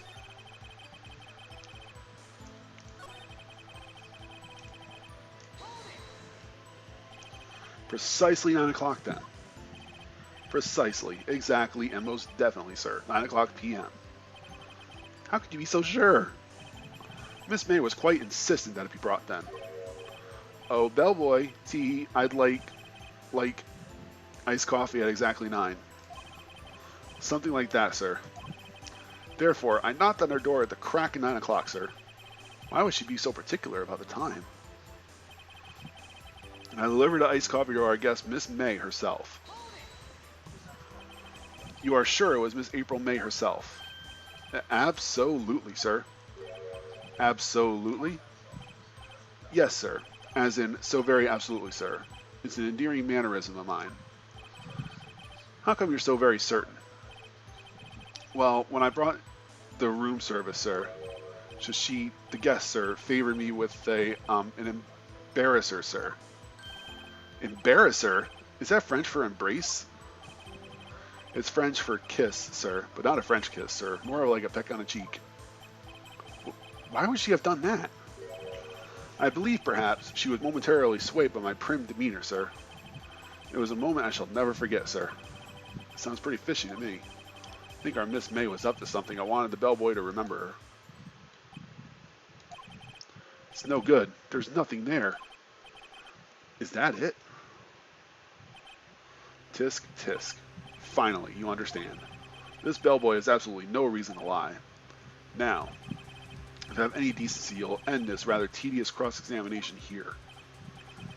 It was a bit tedious. The witness may leave the stand. I can't let this happen, can I?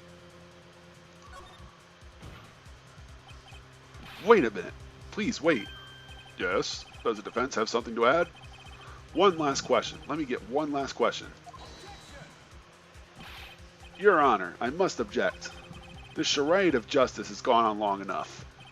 No, Mr. Edgeworth. All right, Mr. Wright. I'll give you one more question, that's all. Okay. This is really it now. This is my last chance. What do I ask him about? Check-in. Tell me about the check-in. Tell me about when you checked in Miss May. Oh, all right. Very well, sir. My first thought was that she was beautiful. Beautiful person. She's just my type of girl, so it was a disappointment, really. I see. What? Excuse me. What exactly was a disappointment?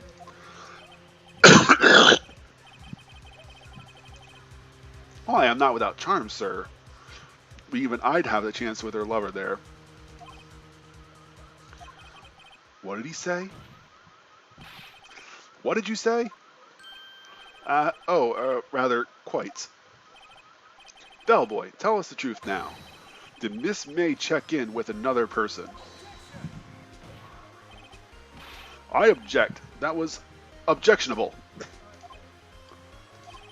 Objection overruled. The witness will answer the question.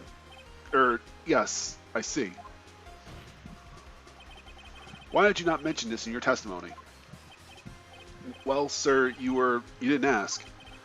Nice try. That's the sort of thing you're normally supposed to mention. Ah, yes, quite, indeed. It was the good barrister there, sir, Mr. Edgeworth, who... Huh? He asked me not to mention it if I wasn't specifically asked, sir. Oof. You fool! I've done it. I've won. Miss April May checked into a twin room with a man, correct? Yes, sir. Then, when you brought him room service, you didn't see that man in the room. That's right, sir. Your Honor, we have just learned of another person involved who may have been the murderer. In light of this new fact, I hold that it's impossible to judge a defendant. Wouldn't you agree, Mr. Edgeworth? And who, Mr. Wright? Who is this other person? Simple. It was...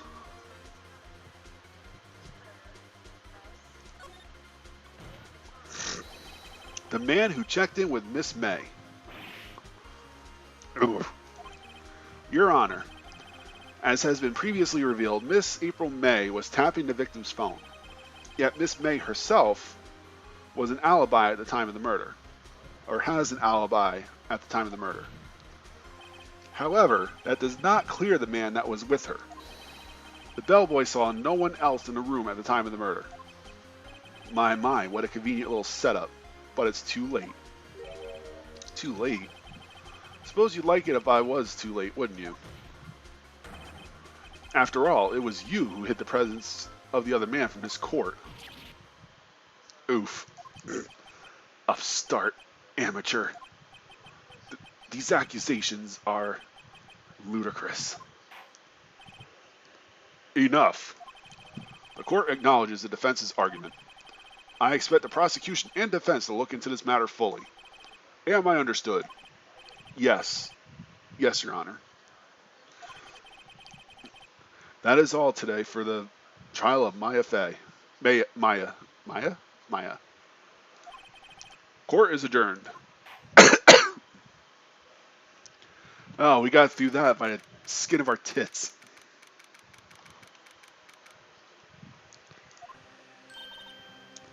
Mr. Wright, you were amazing in there. But really?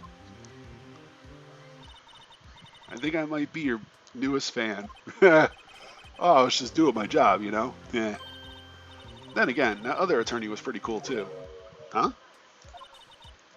That face of his, with his wide eyes and trembling lips, sent shivers up my spine. If you say so. So, what happens with me? Do I get to go home now? Well... No, I don't think so. Not yet. Oh, I see. But I got a great lead in today's trial. A lead? That man with Miss May, he's the key. Oh, I get it. What happened to Miss May after that anyway? I heard they arrested her. I guess she's learning her charms won't work everywhere. She's probably at the detention center now. I may have to go down there later. Objection! Anyway, this case is far from closed. Yes, sir. I'm going to find out more about this man. Do you think he was the one who... Maybe so. Sis. Don't worry. I'll find him by tomorrow, I promise. I'm counting on you. Also overruled. I asked for a full record of April May's testimony. I thought it might come in handy during the trial tomorrow. But now that I have it, I'm not so sure. Most of her testimony was all lies. In fact, there's only one part that hasn't been stricken from the record.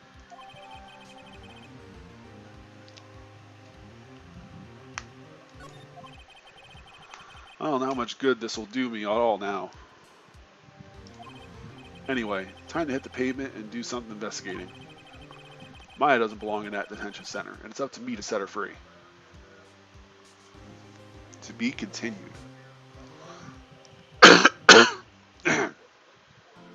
Man, my throat is getting all sore and dry from all this voice acting. Well, quote-unquote voice acting.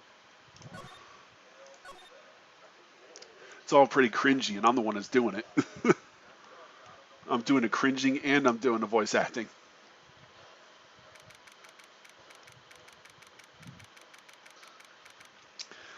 September 7th, 3:11 p.m. Detention Center Visitors Room. Well, hello. I didn't expect anyone to visit me in such a dank place as this. It's really quite moving. No, not, you stinky lawyer. I hope you die. Have you come to laugh? Yes, laugh at the fallen Miss May. No, not really. There's something I wanted to ask. Unfortunately, there's nothing I want to be asked. Haven't you done enough questioning, you spiky head? Here we go again. Please, you're scaring the security guard. So, what is it you wish to ask of me then? For starters, how did you get to be so totally whacked? Hey, Jukabi and Myers, how you doing, man?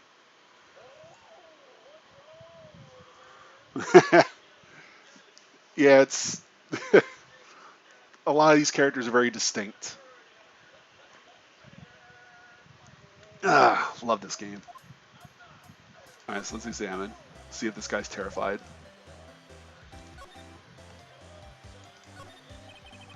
Scar Myers, visitor's room. He hasn't moved an inch. A real pro. Maybe he just doesn't get to see a lot of women like Miss May in here. Smile for the camera. I had to. About the man who stayed with you in your hotel room. Can you tell me about him? Where is he? Come on. No way, Jose. Maybe if I had something to get her to talk. Why did you place a wiretap on Maya's phone? Or Mia's phone? Aw, when you say it like that, it sounds so cold, so criminal. Tapping people's phones is a crime, Miss May. Oh, and I suppose you learned that in lawyer school. Creep. This woman is impossible to talk to.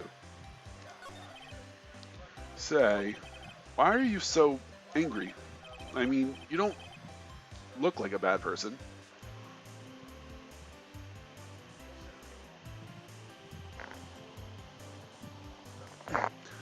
It's all good, man. You gotta do you, you know?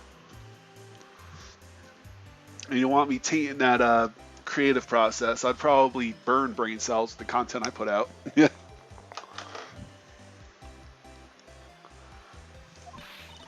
Oh, that does it. Bottom feeding scum sucking lawyer. But Bottom? I can't tell. Does she have a thing against lawyers or just against me?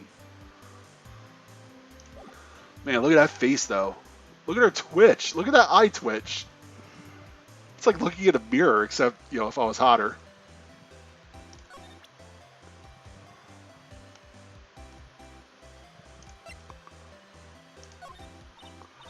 Hey, guess what? Actually, I really hate your guts. So get lost, because, well, I'm not cooperating. Thanks, I noticed.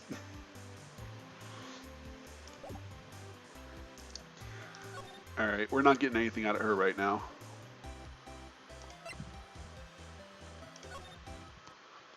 Ooh, painting's gone.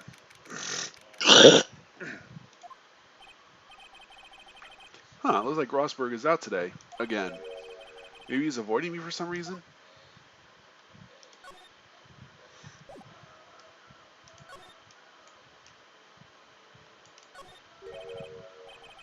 What's this? Old photos. There are 2 lying here. Something's been written in pencil on the backs. DL6 incident, Exhibit A. DL6 incident, Exhibit B. Let's take a look at these. I'm sure I've seen this person somewhere. Perhaps I'll borrow this photo. I'm sure no one will miss one little photo. And it might be a valuable clue. I'll take it for now. A photograph quietly added to the court record. Photo lies on the desk. Maybe I should switch it with the one I took. Yes, I'll swap it for now. I think I'll swap them. See, if there's only 2 pictures on a desk and one of them goes missing, that's pretty noticeable. At least I think so.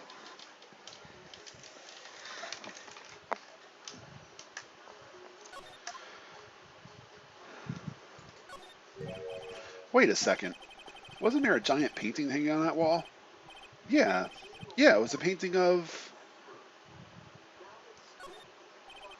Wasn't it? It was a very memorable painting anyhow. What else changed in this room? Looks like nothing.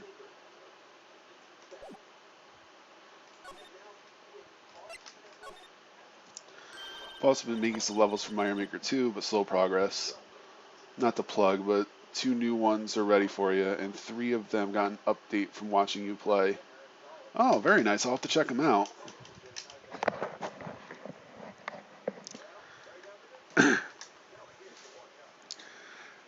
Ready for more cringy voice acting? You again? Can't you take a hit and stay gone? Hey, the only reason I'm back here again is because you won't talk to me. Oh, so it's my fault now. You don't just have spiky hair, you also have a spiky heart. That does it. When this case is done, I'm shaving my head.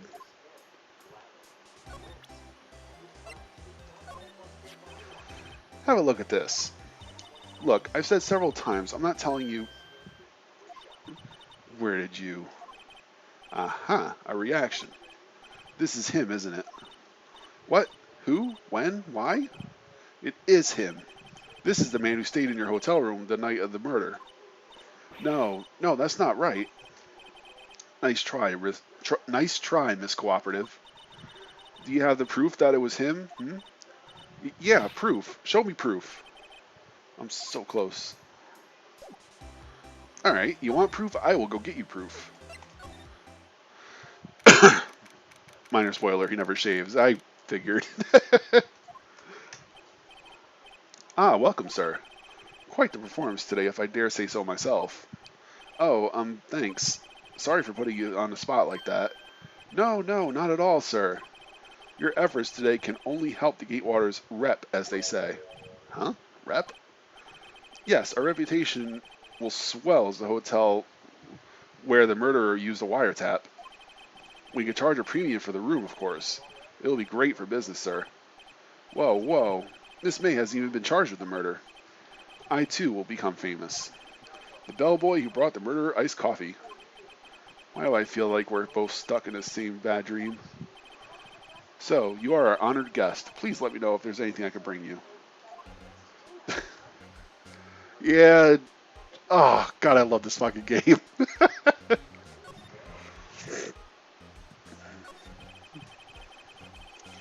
Wanted to ask you about the man who was with Miss May. Ah, yes. He struck me as a real lady killer, if you'll pardon the expression. I knew it from the moment I saw him, sir. He and I are the same ilk. We both carry the scent of danger. There we are in total disagreement, Mr. Psycho Bellboy. If you have a photo of the man, I'm quite sure I could identify him. A photo? You mean like this one? Bum bum bum. Take a look at this photo. That's him, detective. I'm the lawyer. Oh, I know that. I just wanted to say detective once. You know how it is. No, no, I don't. Without a doubt, that is the man who checked in with Miss April May.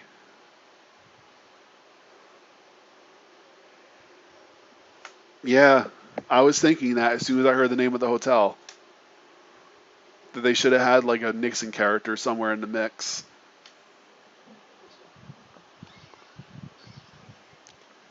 Without a doubt, that is the man who checked in with Miss April May.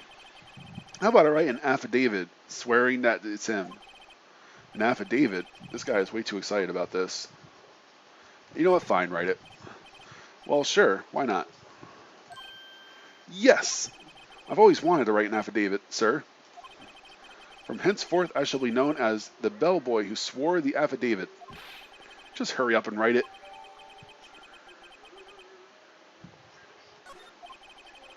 Not even Miss May can play dumb to this.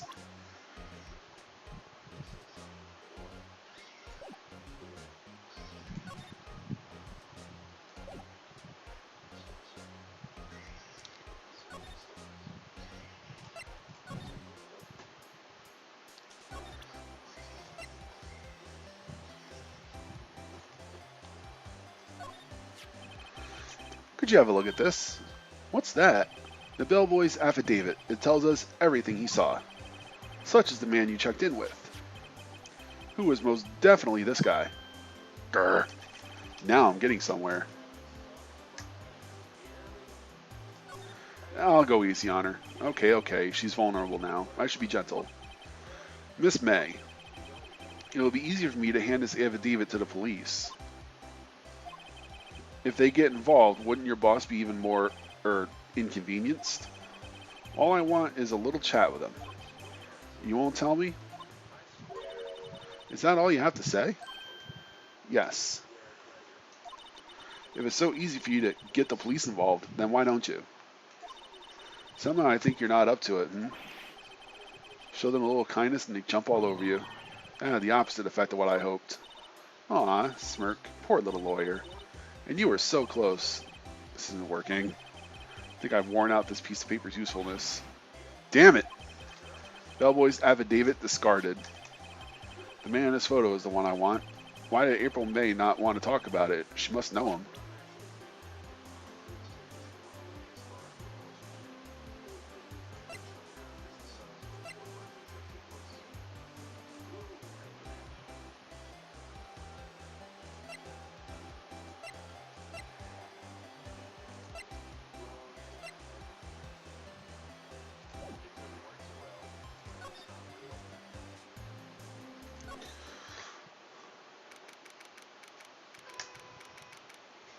September 7th, Fay & Co. Law Office.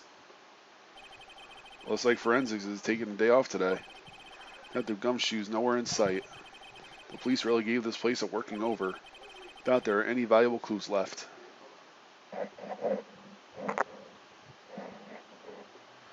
Maybe. Same hairdresser. Suppose it can't hurt to take a look around now.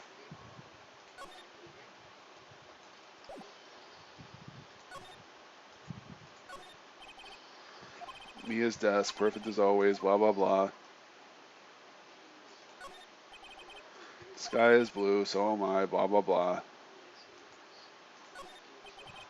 Old movie poster. Apparently, this was the first movie that made Mia cry when she saw it. I'll have to check it out one of these days.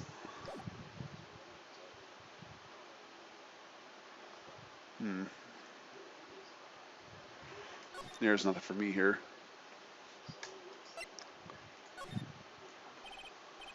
Alright, this is getting ridiculous. Where the heck is that loafer? Ahem. Ah, that old familiar clearing of the throat. Aha, you again. Hello, Mr. Grossberg. Well, well. You were quite the thing, my boy. Excuse me? The trial. He was there. Reminded me of myself when I was in my youth. I guess something got passed down through Mia, maybe. Brings back memories, it does. Ah, the days of my youth.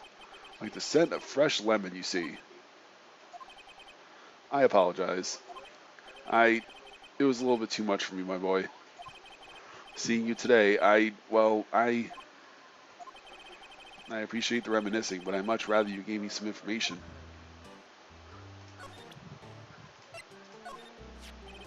Excuse me, I was wondering about this photograph. Where'd you get that? I borrowed it. Well, give it back at once. Mr. Grossberg, tell me about the man in this photo. He may have been at a hotel room with April May on the night of the murder. Do you know something about him? Anything? Very well, I'll tell you what I know. However, you didn't hear from me, if you follow. I follow. That man is Mr. Red White. He is the president of Blue Corp. Red White. Blue Corp. They're something like a detective agency, right? They're information pros. They sell information, you see. Sensitive information. Despite his name, Mr. White has the blackest reputation of any man in this country. Should you run across him, watch what you say. You wouldn't want him digging up any dirt on you. Selling information. Sounds like blackmail. Can you tell me where Blue Corp is located? I suppose. Mr. Red White, at last. Finally, a lead on this guy. Even if April May couldn't have done it, he could have. Time to take action. Photograph returned to Mr. Grossberg. Now, I must ask you to leave. I need to think about things. Alone.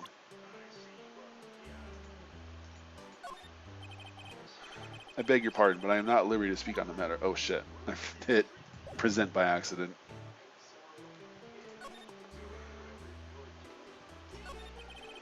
Mr. Grossberg. My apologies. I need to think about some things. Alone. Barely even glanced in my direction. Mr. Grossberg? Wow, he completely blocked me out.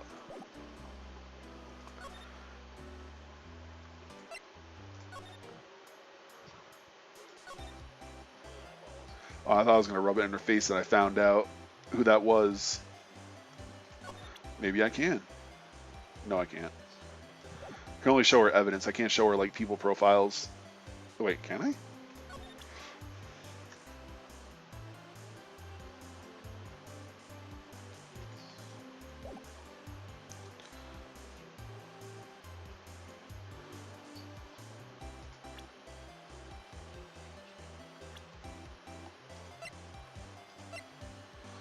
Oh, it's probably because I haven't met him yet.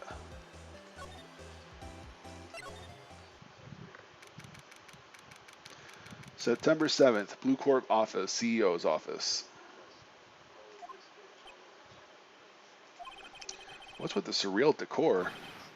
Welcome. Please furnish me with the title of your personage. What in the...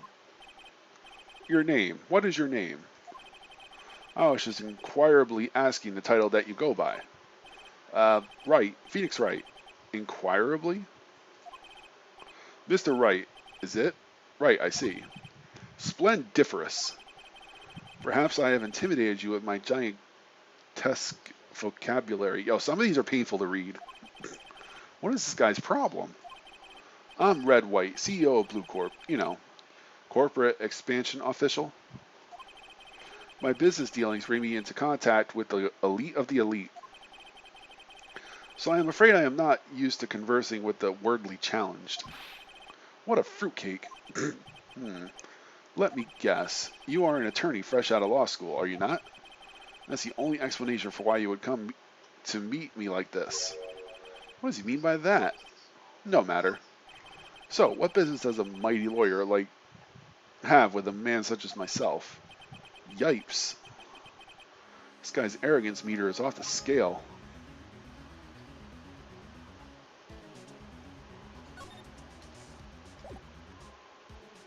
Hey, that painting looks familiar. Huh? Haven't I seen this somewhere? Is this a replica? Ridiculosity. I have no interest in anything but originals. It does. I like it. I thought it was a cowboy for a while. And then I heard somebody mention it was a fisherman. I was like, oh, I see it now. That right there is a bona fide original worth $5 million for sure.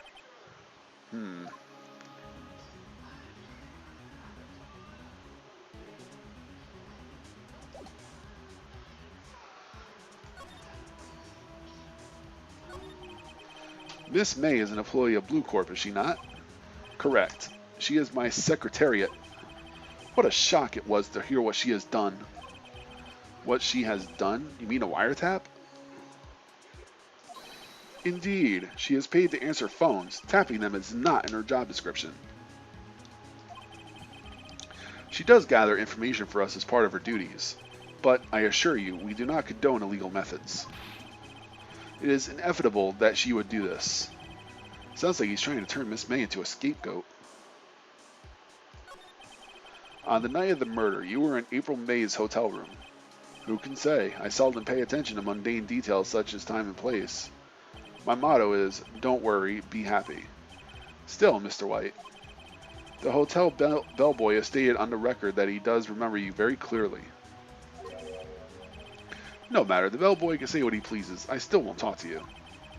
If you want me to speak, put me on the witness stand. Although I doubt you'd be capable of doing that. You raised a good question, actually. Why didn't the prosecution call him as a witness? You should have seen the same thing as April May. Oh ho ho! The police, the courts.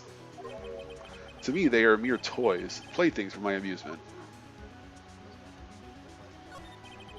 What kind of company is Blue Corp anyway? Ah, excellent question. We buy and sell various kinds of information. I love money. I wish I had money. I want money.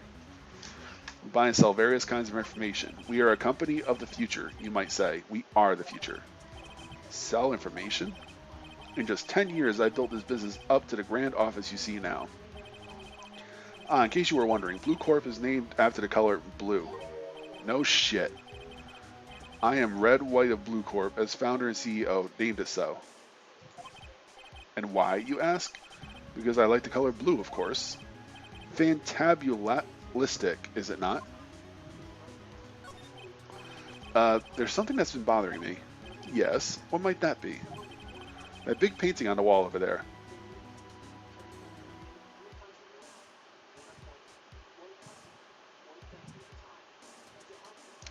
Saying why I think Red wasn't a witness. Oh yeah, maybe. Maybe he was greasing some wheels. I get it. You know, I've actually seen that painting before. Oh? Just yesterday, actually. Your point being? My point is simple. Or, rather, my question is simple. Why is that painting hanging on your wall? Mr. Wrong, was it? Right. It appears you do not fully grasp your position here. I ask again, who are you? A lawyer? No, my feeble friend. A mere lawyer. Worth nothing. Zilch, zippo, nada. Just like that sorry excuse for an attorney, Grodyberg. What? Ah! Ow! Oof! Ah! He just punched me. Well, Mr. Lawyer, what will you do, eh? Charge me with assault? Charge away, I welcome it, for it is you who will be found guilty. What? Heed my exposition. The police, the courts, they all do my bidding. So you say. But I wonder, is that kind of control really possible? I don't expect you to understand. It is a world beyond your comprehension. You came here with Grodyberg, from Grodyberg's, I presume. Mr. Grossberg's, yes. Then you must ask him, why is it that this painting of his hanging here? Perhaps then he will tell you. Perhaps he will explain how a man can live life purely for personal profit.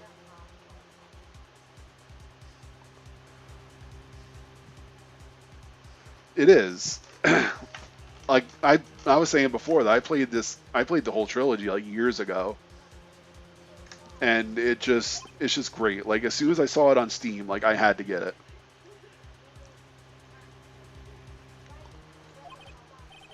Go now, skedaddle. There is nothing more to discuss.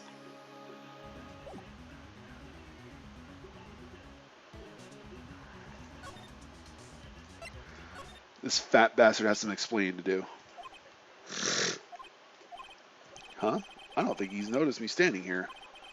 Maybe I should clear my throat. Ahem!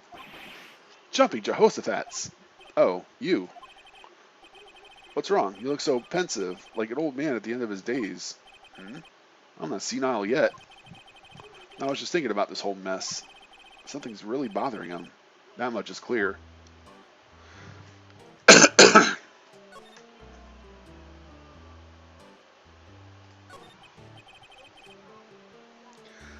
So, I played Blue Corp a visit. Oh? Oh, I see. Mr. Grossberg, I have to admit, something has been bothering me. Oh? What is... Oh, out with it, my boy. You see, it's just... Mr. Grossberg, sir. There was a giant painting hanging there the other day, was there not? The one you said you had no intention of parting with? Well, I saw it today. It was in the CEO's office at Blue Corp, Red White's office. So, you noticed. I suppose I should have guessed you would. It is a large painting. Mr. Grossberg, I know you and Mr. White are connected somehow. Connected, you say? Yes, and I know what it is. Mr. White has something on you, doesn't he? Blackmail? Hit the nail on the head. I think that painting is fairly gaudy proof. Very well. This may be the chance I've been waiting for. Maybe it's time to get this off my chest so I can finally rest easy again. After all, you were Mia's understudy. Perhaps it was fate? What is he talking about? Red White is a man who makes his living through intimidation. Blue Corp is a company that excels at finding people's weaknesses, I'm afraid. I've been paying them for 15 years now. 15 years? All because of the DL6 incident, as you may have guessed. The name on the back of those photographs.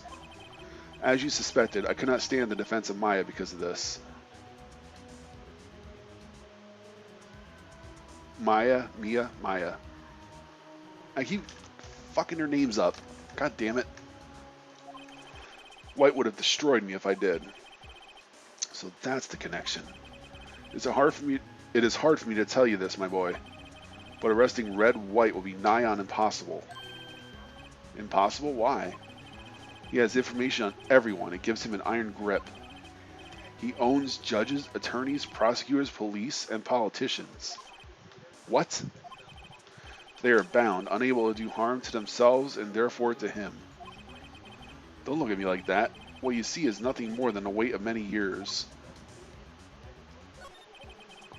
What is the DL6 incident? DL6 is nothing more than a sorting code that the police gave the case.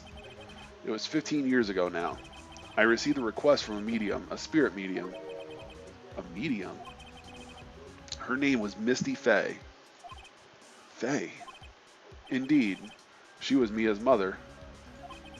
She had been investigating a murder at the bequest of the police, and she failed. As a result, the police called her a fraud. This is what Maya was talking about the other day.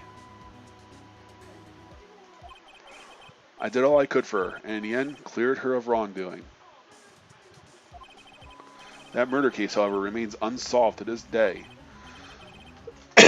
That case is the DL6 incident.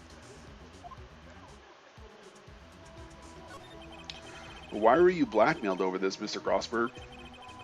The DL6 incident was top secret at the time.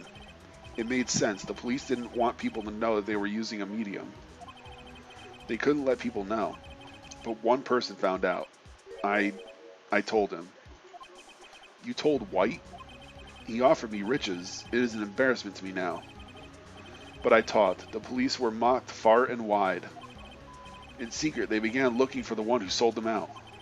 Of course, White heard about it and he came to me. Only this time, the offer was blackmail. I see. White controls the law of the country as he sees fit. Yet, if you would still challenge him, have a close look at Mia's office. Mia's office? She followed his every move for years. She may have recorded something of what she found.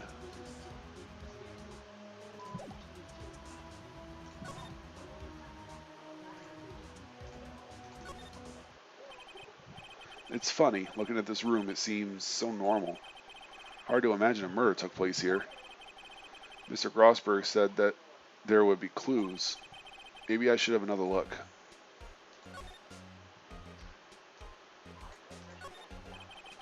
Mia's favorite potted plant. Guess I'll have to water it now.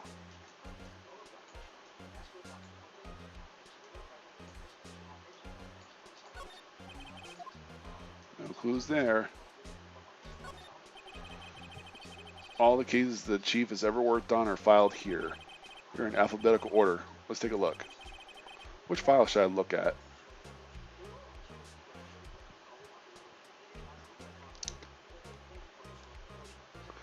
Oh, that's funny. That's really funny. T-U, I know, W, White. The entire W section is missing. Was it taken?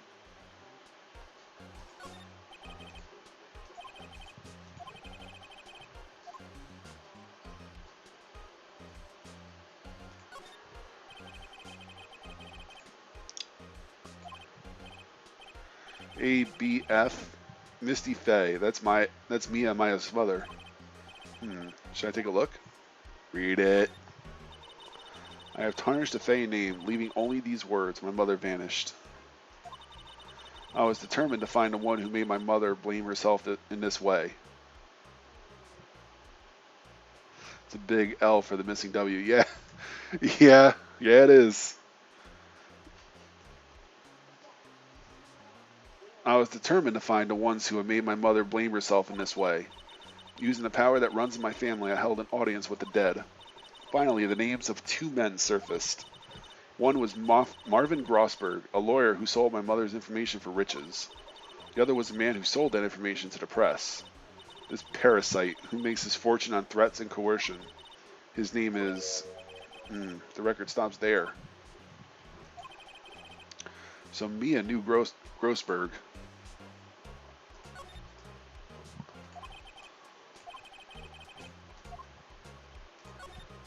There's probably nothing here. J through S. Nothing much in here. Maybe I'll just skim some of this. Sigh. Well, no harm in flipping through a bit, I guess. The biggest part's here at the end of S. Suicide. Ew. She had a collection of suicide reports. There's politicians, policemen. There's writing on most of these in pencil. White? This is Mia handwriting. Wait, I get it. Mia thought he was involved in these suicides. White drove them all to... I can use these newspaper clippings. Let's find the most disturbing one.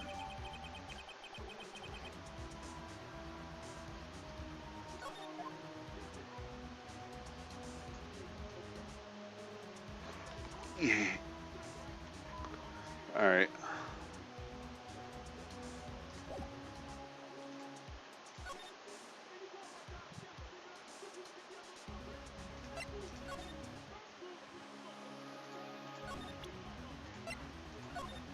What do you think about this, fatso?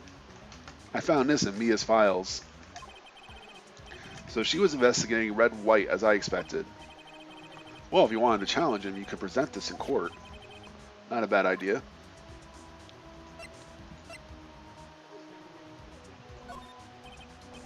Sorry, my boy. I don't think I can help you with that.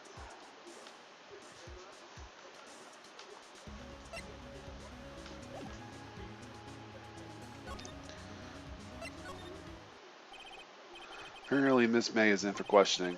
I doubt they'll let me talk to her today.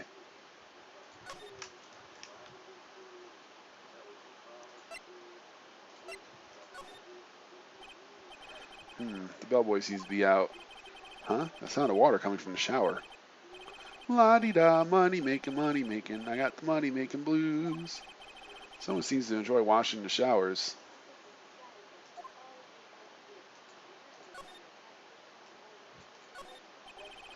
Screwdriver is still stuck in a drawer. Better not touch it. No telling what the bellboy would do to me.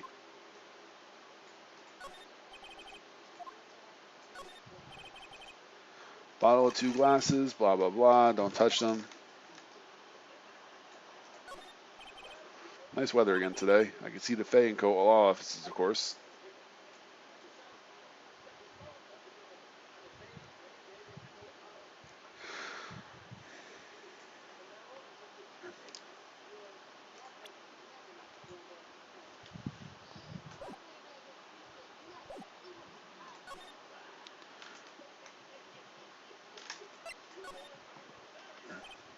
Well, aren't you persistent? Sorry, but there's something I have to ask you. Mr. Lawyer, I really hate having to repeat myself, but it seems like the message has not yet penetrated your thick skull. Stop bothering me. If you try my patience further, I fear a nasty accident may occur. Do I make myself clear? Transparent.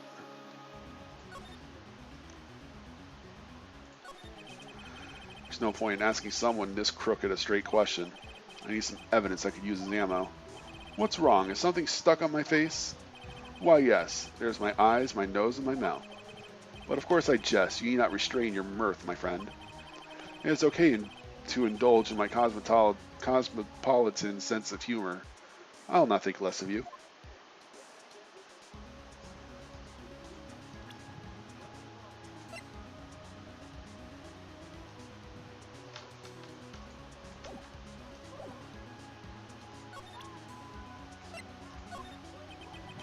This is the only clue that Mia left me. Better make this one count. Mr. White, see this? There's an article describing the suicide of a politician. He was embezzling secret government funds. Then, one day, word got leaked to the press. The very next day, he took his own life. And this concerns me how? I found this article in Mia's office. Miss Mia? She had a file filled with articles like this. Every one of them was labeled with a single word, White. Mr. White, I know what you did to this politician.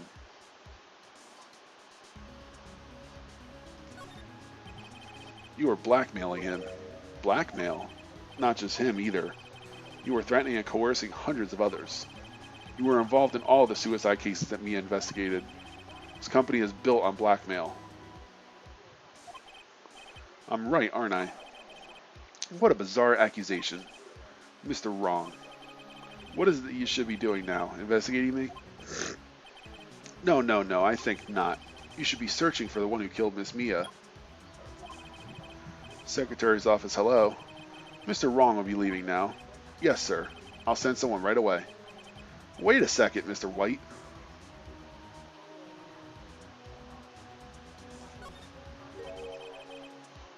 You are absolutely right. I should be looking for the killer now. And actually, I've done better. I found him. He's sitting right in front of me. Just what are you insinuating? Mia was onto you. She was keeping tabs. For this reason, you had April May tapping her phone. Then Mia was murdered and all the documents about you mysteriously disappeared. So the culprit would be... Even a child could work it out, Mr. White. You did it. Secretary's office. We won't be needing an escort from Mr. Wrong. Instead, please connect me to the public prosecutor's office. Of course, sir. One moment, please. They want to show shiny teeth I automatically dislike. Tend to have the character trope of snobby person who will never learn. Yeah, same. White, that you? What are you doing calling me at a time like this? Hello, Chief Prosecutor? I've changed my mind. I want to testify tomorrow. What's this about? The Mia Fey case. I witnessed the murderer, you see. And thus, as a very important witness, I would like to testify. What? Why now? I thought you said you didn't want to go to court. Quietude. I told you I changed my mind, didn't I? Oh, and one other thing. Send the police over here right away. The man is standing right in front of me. He looks dazed, but he could be violent. What? What man? Are you even listening? The executioner, the hatchet man, the liquidator, the killer man. What? Mr. White, this isn't another one of those... Chief Prosecutor. I do not believe you are in a position to freely offer your opinions to me, correct? I'm telling you to send the police now. Did I not tell you, Mr. Wrong? You are a mere lawyer. As was Miss Mia. How dare you? I'll point the finger at you, and you will be tried as Miss Mia's killer. The case is as good as settled. No lawyer of any worth will defend you. I have friends in the local lawyers association, you see. You'll be given a lawyer so stupendously inept that they will even make you look competent. I feel faint. Detective Gumshoe reporting, sir. Ah, Butts. Harry Butts.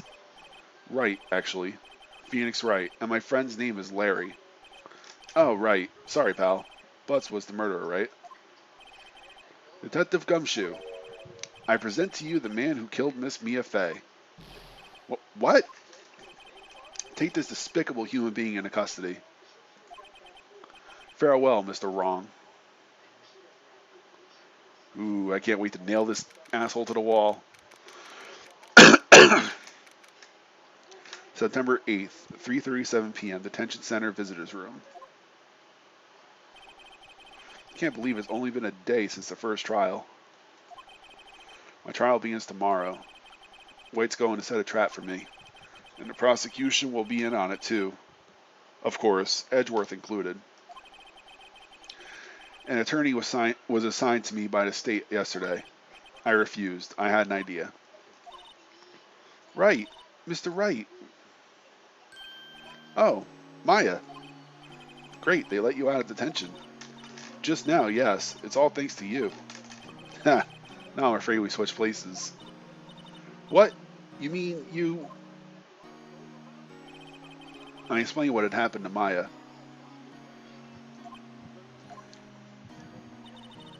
I don't believe it. How many people does that man need to destroy before he's satisfied? My mother, my sister, and now you. This has gone too far. Mr. Wright, please tell me, is there anything I could do? Well... Well, you could cheer me. You could cheer for me in court. Cheer for you? You mean like a cheerleader? Huh? Yeah, like that. All right, leave it to me. Aw, she's so cute. Gotta do something about those bangs, though. Huh? I better go get a uniform and some pom-poms. What? Wait. What? I'm kidding. It was a joke. No way. No, really, I was kidding. But thanks. It's good to know that you're on my side. And there really isn't anything you could do for me anyway.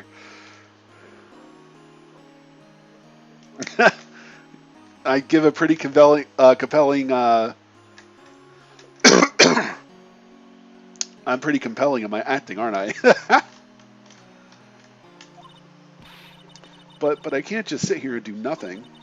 I've got to give that man a piece of my mind. Just a piece? Okay. Then come to the trial tomorrow. Okay, I'll be there. I'll show them a thing or two. Again, you gotta do something about those bangs, girl. Times may change, yet with crime it's the same old story. In fact, it's gotten worse. Lengthy court proceedings are no longer realistic. I had an epiphany. If there are 10 people with the same voice, that's quick content.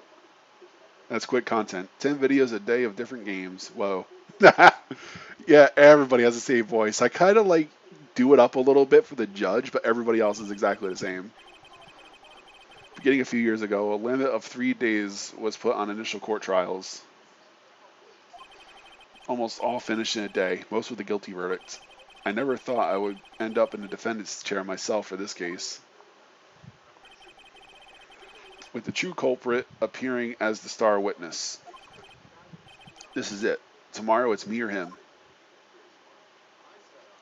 To be continued.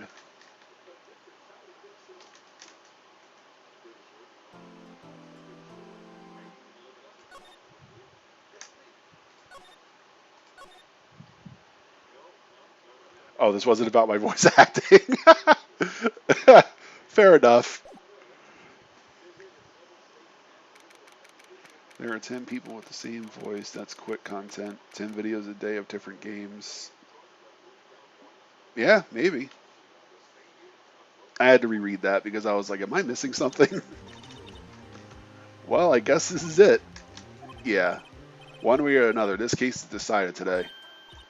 Ah, Phoenix, look. Huh? Prosecutor Edgeworth.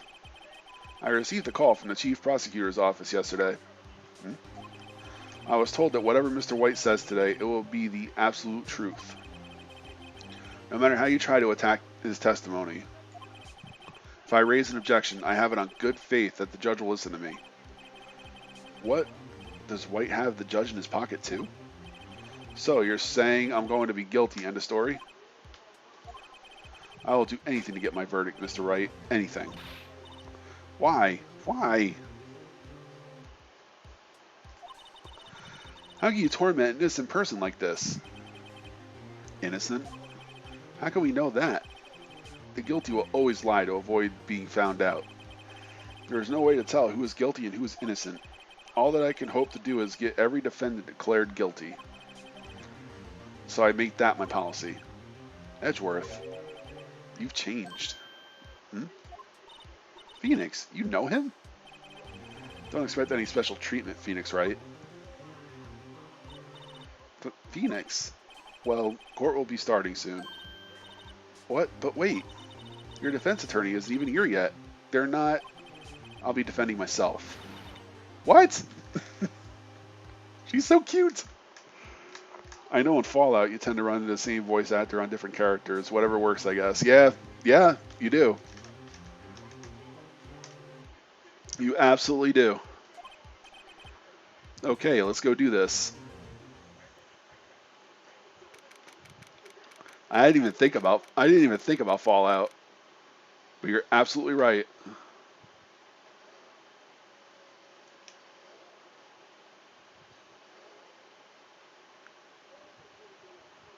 September 9th, 10 a.m. District Court, Courtroom number 1.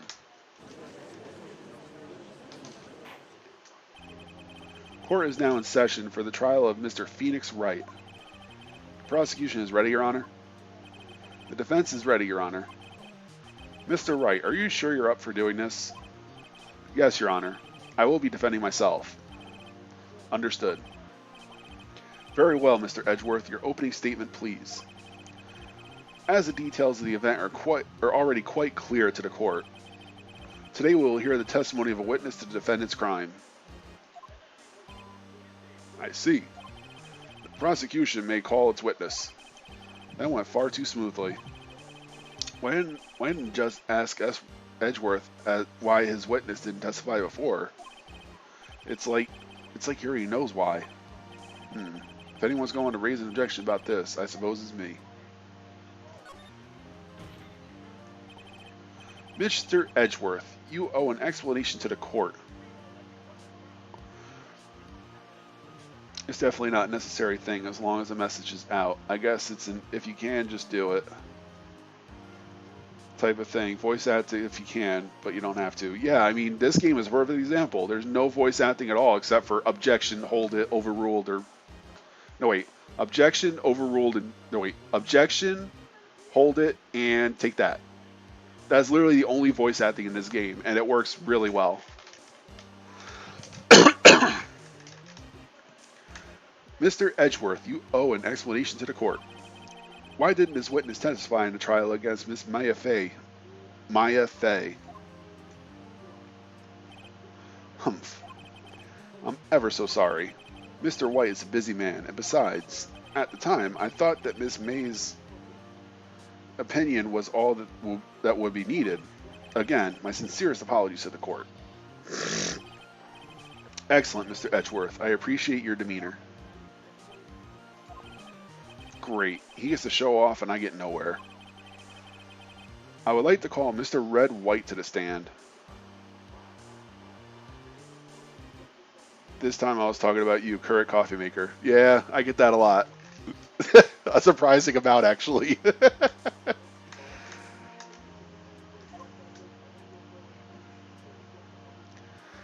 I mean, I'd like to do it, you know? I mean, I kind of like to add, like, emotion to what I'm playing. I don't know. It's something I've always did before, and people liked it, so I just keep doing it. I mean, I'm not going to do all the crazy voices or anything like that. Like, I may put a spin on a few, but but nothing, like, totally outrageous. Like, I won't do women voices. Please state your full name. You wish to know the title of my personage? Dude, this guy makes words up. It's hilarious. Oh, this guy's going to get it. Your name? Yes, that's what I said.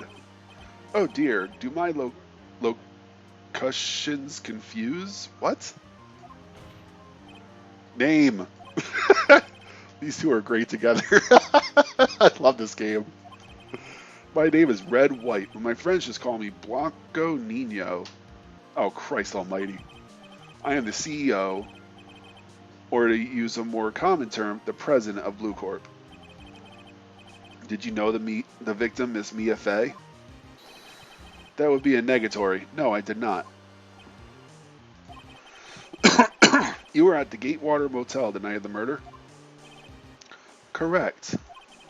And you witnessed the murder from there. Why tell you what you already know? Very well, Mr. White. You may begin your testimony. If I can't rip this guy's testimony apart, I'm done for. Why do I always feel like this is the end of the world, like I'm the last man standing? Ho ho ho. Stop that. I hope you made your peace with God, Mr. Lawyer. Let him have it, Phoenix.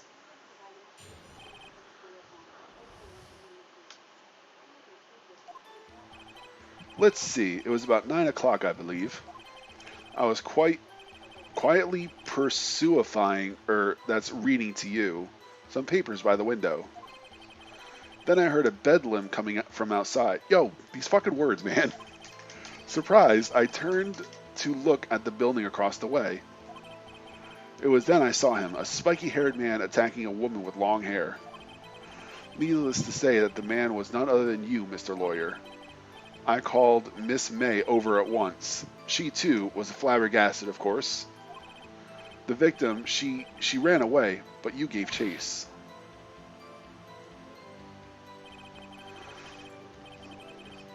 Finally, there was a terrible impaction. Then it was all over.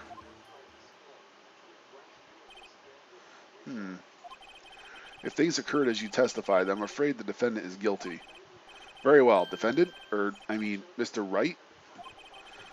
Your cross-examination. Yes, Your Honor.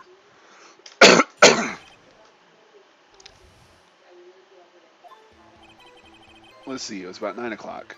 Hang on. I'm going to do a safety save. I'm pretty sure I can do it, but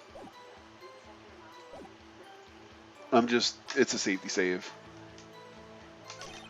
Just quietly reading some papers by the window. I heard a bedlam coming from outside. Surprised, I turned to look at the building across the way. It was then I saw him, a spiky-haired man attacking a woman with long hair.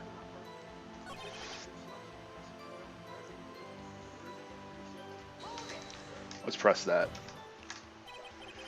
What you just said directly conflicts with Miss May's testimony. Miss May clearly stated the assailant looked like a girl. I've always been proud of my eyesight, Mr. Lawyer. Just what is your eyesight? Counting both eyes, 40. 40? Don't add them together. I think the witness is trying to say his eyesight is good. Hey, whose side is the judge on anyway? And what did you do then?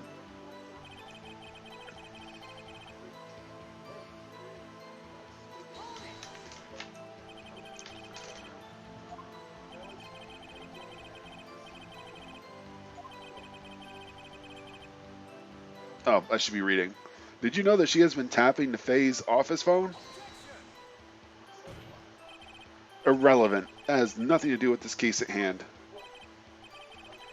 I care not. I will answer the lawyer's bold inquiry. Miss May was acting alone when she tapped the phone of the Fey woman. You'd make a good politician, Mr. White. Ho ho! I know. After all, I am El Presidente. Please continue. The victim, she ran away, but you gave chase. Can you be a little more detailed about that? I think it's worth knowing exactly what happened. Of course, comprende, I understand. The victim was attacked by you and ran to the left. You gave chase and struck her down. Are you sure?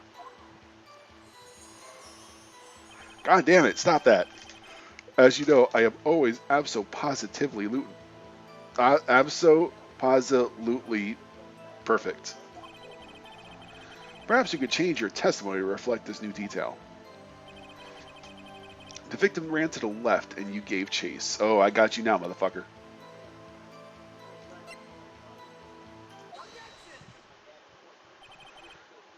Wait, right there. Mr. White, you've dug your own grave. What is this? You said the victim ran to the left, but that directly contradicts Miss May's testimony. She clearly stated that the victim ran to the right. Oh ho ho! It is simple. You must have misheard her. I think not. Look at the floor plans. The killer was here, and the victim was here. If the victim ran to the left, as you claim she did, she would have been running directly away from the door. She would have been running into a dead end. Don't you find that odd? Very strange. I did see her run to the left. I did. Phoenix, look at his face. I don't think he's lying about this one. True. You really did see the victim run left. So he did witness the killing.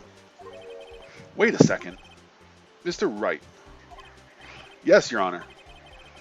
Miss May says right, and Mr. White says left.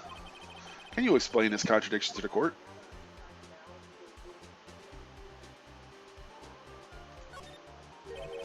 Both witnesses are telling the truth, for once. Ha! I doubt it. Or rather, it does not clear up the contradiction. There is one scenario that would explain their conflicting accounts. What?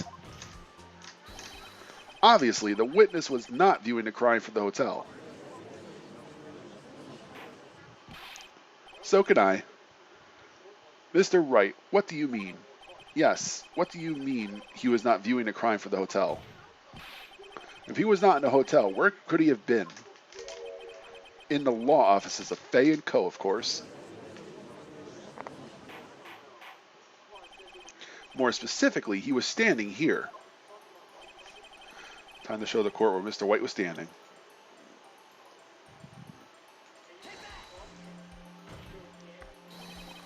This is where he was. Look. When the victim ran for the door, if he was watching from his point, to him it would appear that she ran to the left. Please, there's no time for jokes and ill taste. This is where the killer was standing. You said it, not me. Order. I will have order. Anyone disturbing the order of this courtroom will be held in contempt. In the attic with the candlestick, of course. Nah, he was in the study with the wrench, I think. Sorry, it's been a while since I played Clue. And it's always the butler. Mr. Wright, what are you suggesting? Rapscallion. The postulations of the defense are a distortion of the truth, Your Honor. Indeed, they do seem a little far-fetched. Ho ho ho! You provided us with so much entertainment, Mr. Lawyer. What now? He's laughing? The hilarity of the moment made me remember something. It appears I have been unclear, and for this I apologize. Mr. Your Honor, might I be allowed to testify once more? Very well. Let's hear your revised testimony. Good luck. You can't fix a broken testimony, buddy.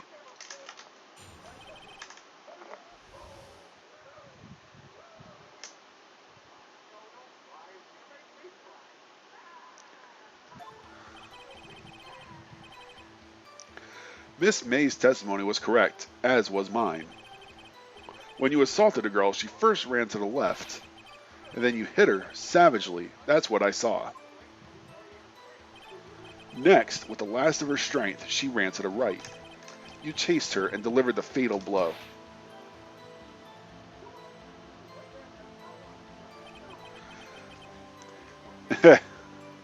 Yeah, Colonel Mustard. That poor bastard. That is what Miss May saw.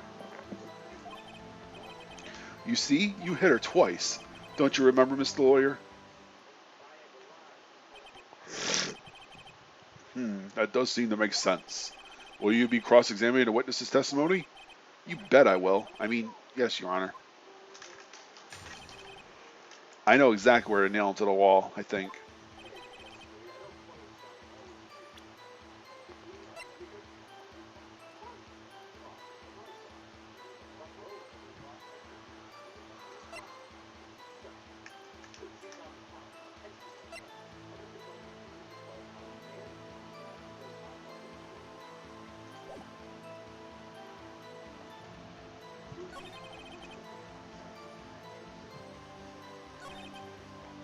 And you hit her savagely, that's what I saw. As the last of her strength, she ran to the right. You chased her and delivered the final blow. That is what Miss May and I saw. You see, you hit her twice. Okay, so this is where I nail him right here. Mr. White, the victim died from a single blow. What do you have to say to that? Erp. Now it's my chance to hit him where it counts. Mr. White, wasn't it you who told this court you were abso-positively perfect? I will refrain from using this phrase from now on.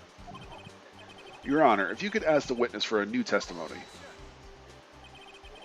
The witness is obviously confused, Your Honor.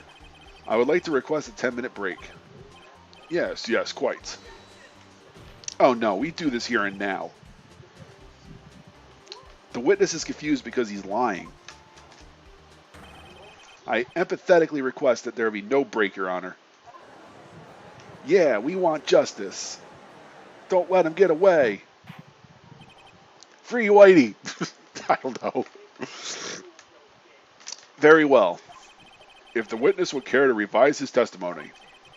The crowd's on my side. No slipping out of this now, White. Mr. White. Okay. Getting him on the ropes, baby.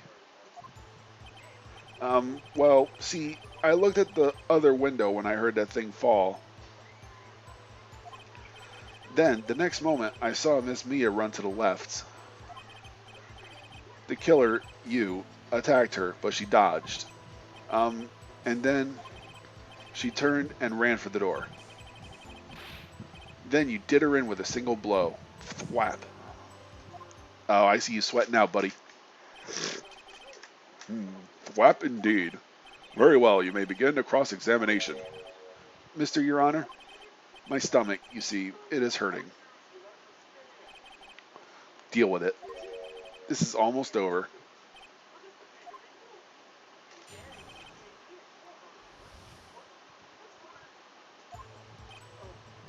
I looked at the window when I heard that thing fall. You heard that thing fall? What exactly was that thing? Huh? Oh, that, the glass light stand. Right, the one that had fallen over at the scene.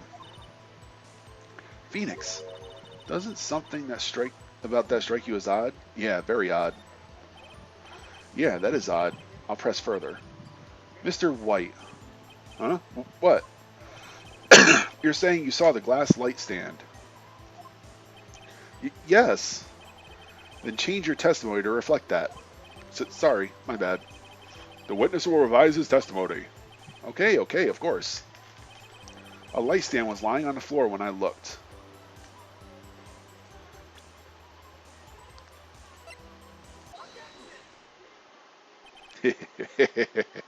This is getting easier.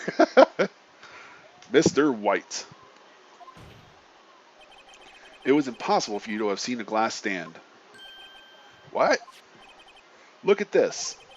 These are the floor plans for the scene of the murder, yes? Correct, Your Honor. Now, look. If you were to look through the window at the office, this is the area you would be able to see. Here. Well, note that the stand is not within the visible area. Well, Mr. White? What do you have to say to that? Ridiculosity.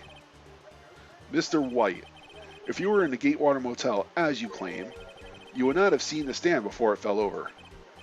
In fact, you wouldn't have been able to see it after it fell either.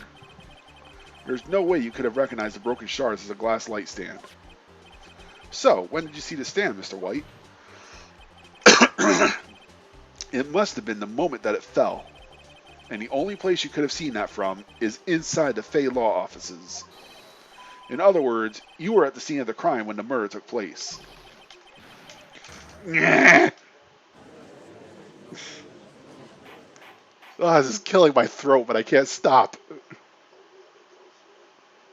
I can shout in excitement with little problems.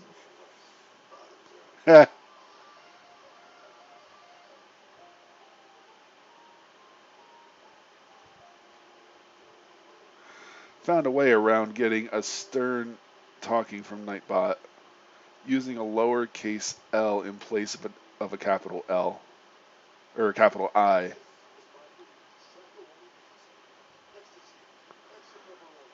That's pretty neat. I didn't even think about that. Mr. White? ... Mr. White. ... You did it, didn't you? Mr. Your Honor, I, Miss Mia. Looks like we're about to get our verdict. That's far enough, Phoenix Wright. What? Irk, I forgot about Edgeworth. Mr. White. I think the time has come. Shouldn't you confess your crime now? What? I said you should confess your crime. Ergo, confess that you placed the wiretap. Oh no. The wiretap?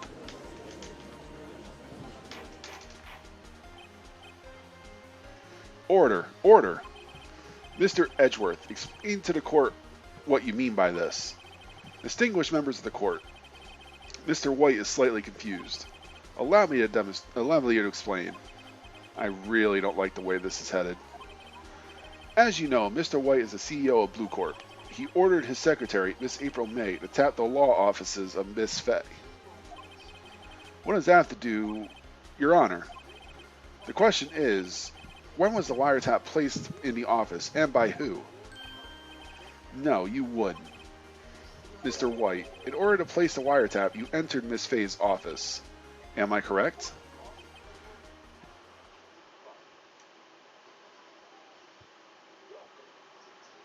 Yeah? Yes, it can. Correct. You are most correct, Miles. Give me a break. Yes, in order to place the wiretap, I breached the Fay and Co. law offices. I'm getting tongue-tied. This is when I saw the accursed light stand. Now I'm confused. Please explain to the court what all this means, Mr. Edgeworth. Gladly, Your Honor. Mr. Phoenix Wright has made his position quite clear. He has determined that Mr. White knew the glass stand was in the office. He was shown that there was only one time Mr. White could have seen the stand, at the very moment of the murder. Thus, Mr. Wright would like you to believe that Mr. White was the murderer. I see. However, it is a fact that Mr. White had been to that office well before the murder took place.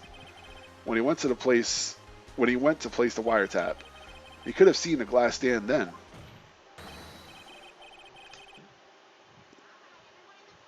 Ergo, Mr. Phoenix Wright's theory is revealed on the baseless conjecture it is. Or for the baseless conjecture. Mr. White, you will testify to the court about this wiretapping. Ahem, leave it to me. I feel faint.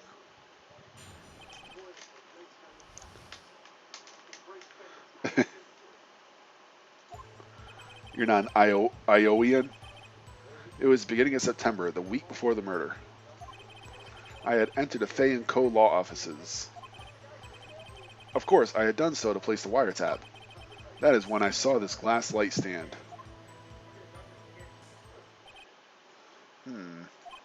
So, you saw the stand before the night of the incident. And this is how you were able to identify what had fallen over by the sound. Correct, that is right. I see. Very well, Mr. Wright. You may cross-examine. Yeah, what am I supposed to do now? Good luck, Phoenix.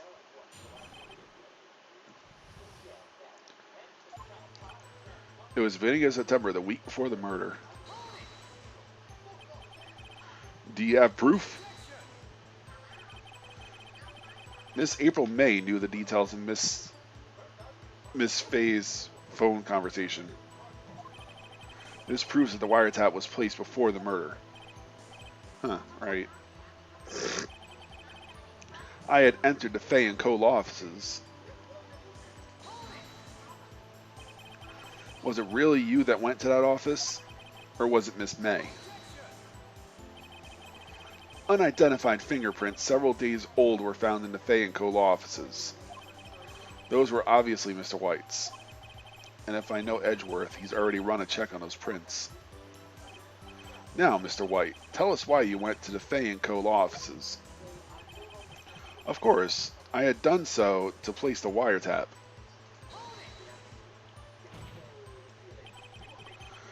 Why did you tap Mia's phone? This has no bearing on the current case, Your Honor. Blue Corp is a detective agency of sorts. We have a responsibility to protect client confidentiality. That is when I saw this glass light stand.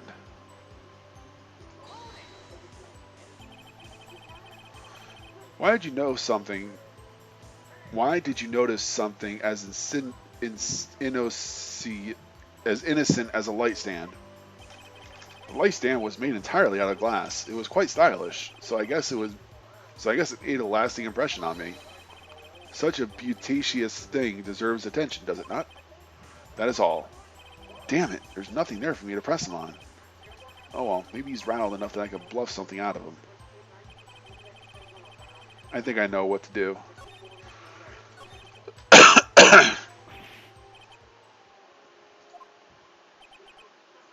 Tisk, tisk. I'm afraid that's as far as you go, Mr. Wright. Time has come for you to admit defeat. You fought honorably. No more. I can't take this anymore. Mr. Wright, are you giving up? Yes, Your Honor. Phoenix! Hmm? Phoenix, over here. I know that voice. M Maya? Mia? Never give up, Phoenix. M Mia!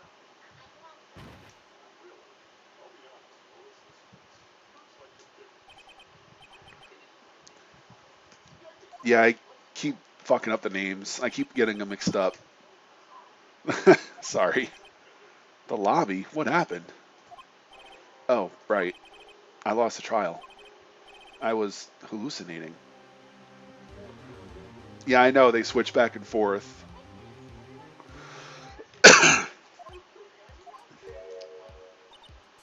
Ah, you're finally awake. Gak! And down he goes. Hey, Phoenix. Gak? That's no way to greet an old friend. Phoenix, I want you to look at me. Why are her breasts so obnoxiously huge? And they seem to grow every time Mia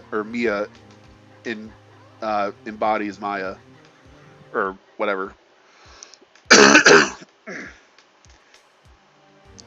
You're Maya. Did you know the Fae women have strong psychic powers? When you accepted your defeat in court, it appears that was enough of a shock to awaken Maya's true power. So, Maya is channeling you, Mia. That's right. I am Maya, but I am also Mia. While listening to Miles. Now, I want you to listen to me, Phoenix. Maya never gave up. You can't either. That's what I came here to tell you. But we don't have much time, Phoenix. Now listen. You've already won. Huh? You have that receipt in the court record, right? Oh, yeah. The one you wrote Maya on. Phoenix. White wrote that, not me. So what do I do with it? Look at the front of the receipt. The front? That's a regular receipt. Looks like it's from a famous department store. $1,000. Wow, big spender. Item, glass light stand. Date of purchase, September 4th. September 4th. That's right, Phoenix. I bought that stand the day before I was killed. Whoa. Now, what did Mr. White say in his testimony? It was the beginning of September, the week before the murder. He said he saw the stand the week before the murder. There you go. I think the court is about to reconvene.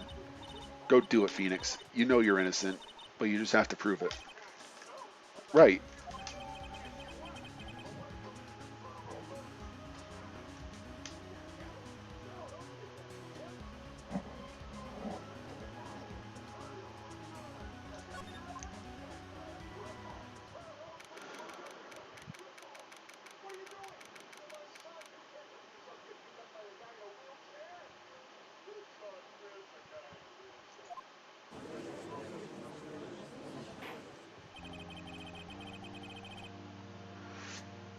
Court will now reconvene for the trial of Mr. Phoenix Wright. Is the defendant, rather, are you alright, Mr. Wright? Yeah, sorry, Your Honor. I'm fine now. Then, let's start where we left off. Your Honor, there is nothing to go back to. The cross-examination of Mr. White is finished. All that is required now is for you to pass judgment on the defendant, Phoenix Wright. Your Honor, please give me one more chance. I promise you, this is the last time I'll ask you. But, as Mr. Edgeworth has noted, the trial is more or less finished. Mr. Edgeworth, do you have an opinion on this matter? I say, let us give Mr. Phoenix Wright his last chance. Very well. You may begin your cross-examination.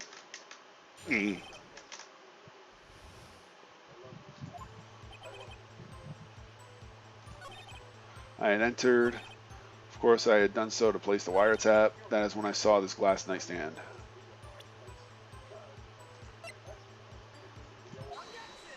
Nuclear warhead launched in 3, 2, 1. See the word Maya written in blood? Wahaha, you're grasping. I think not. Look at the other side of the receipt. The other side? Your Honor, would you tell the court what is written on the other side of the receipt? Well, a glass light stand. And the date of purchase, why, that's the day before the murder. You see, Mr. White, when you allegedly entered Fay & Co. law offices at the beginning of September,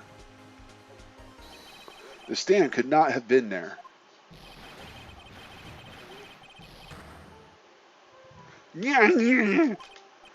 Well, Mr. White, can't get out of this one, can you? No, it's impossible.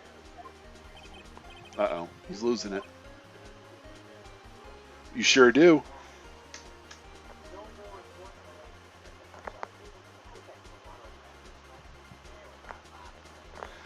But yeah, I did notice that too, that when Mia takes over Maya, like, she's a little taller and her breasts are way bigger. So it's hard to say. And yes, you are listening to Family Guy in the background.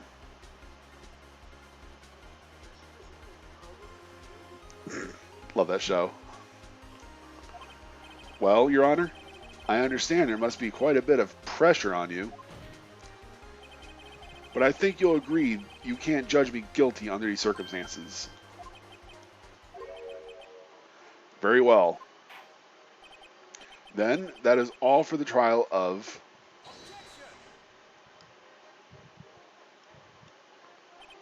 Not so fast, Phoenix Wright. Eh? What?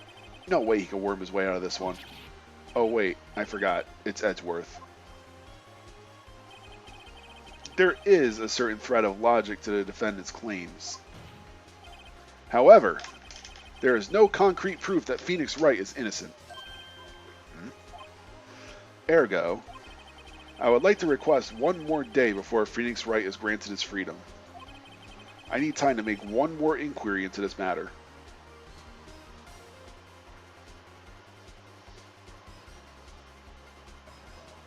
I find that charming. Keep it on unless someone else has a problem with it. Yeah, absolutely. I'll keep it on. Another inquiry? This isn't going to be another one of those updated autopsy reports. This guy just makes up evidence as he pleases. This is bad. Mr. White's guilt is obvious. There is no need to prolong this trial any further. Well, Mr. Edgeworth, if anyone is going to call Mr. White to trial, it would be me, the prosecution. I need a day to ascertain whether these claims have any basis in factual evidence. I see. Objection denied. What? The completion of the trial of Mr. Phoenix Wright will be postponed until tomorrow. No. There's no telling what will happen if I can't end this now. Edgeworth is sure to come up with, or just make up, something. And after Mia showed up to help me and all. Mr. Your Honor, may I go home? Of course. Thank you for your time. Yeah. The witness will stay. Mia. Phoenix, read this note out loud. Mia, what's this? Mia's memo, a list of people's names in Mia's handwriting. Your Honor, if I may, you're quite persistent today, Mr. Wright. Well, yeah. Exactly, I was just going to say that. You bet I am. My life is riding on this one. I have something I would like to read to the court.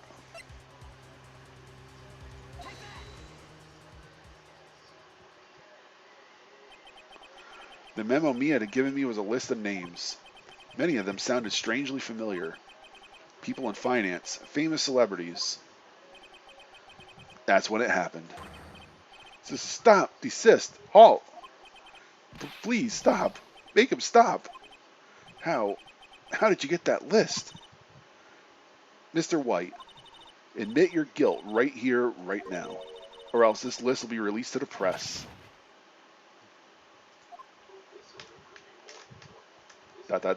I confess. I confess. I did it. I hit her. I hit Miss Mia with the thinker. Case closed, Your Honor. Stupid look on Phoenix's face. I love it. Well, I see no reason to continue the trial. Mr. Wright? Yes, Your Honor. You've done it again. That was quite a spirited defense. Yes, Your Honor. I guess you could say that if only you knew how spirited it was. Well, this court finds the defense, rather the defendant, Mr. Phoenix Wright, not guilty.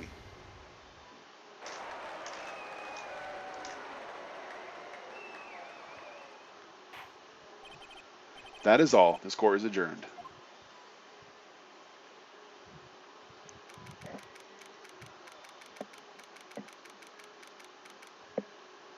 September 9th, 2:24 p.m. District Court, Defendant Lobby 1. Well, I never thought I'd be saying this again. But congratulations. You're lucky I was born a Fae. I'm lucky I had both you and Maya on my side. I'm glad you made it. Thank you, Phoenix. You risked a lot to help me and Maya. I won't forget it as long as I live. As long as you live? My time here is running out. Huh? Maya's powers are still weak. I can't stay here that long. What? No! There's still so much I want to say. Don't worry. I'm sure we'll meet again. Chief! I'm not the chief anymore. Phoenix, can you come to the office tonight? Say 9 o'clock? The office? I'll see you later. Chief! Mia!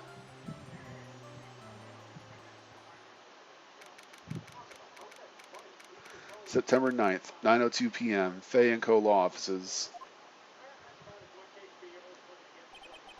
Being here, it's hard not to think about that night. You came, Mia. I was kind of worried you might not. Huh?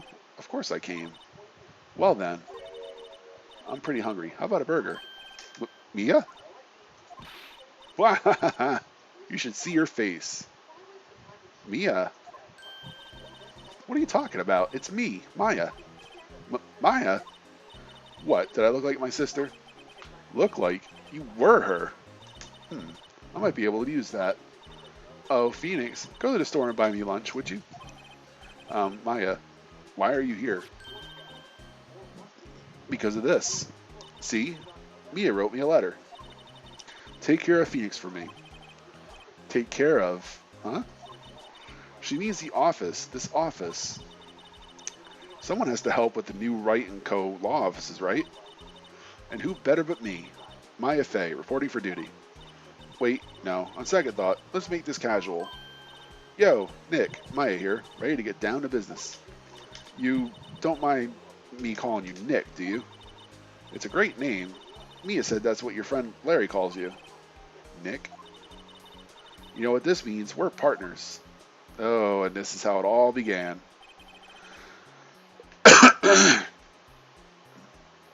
You know, when I think about it, it is Maya's fault I'm here now.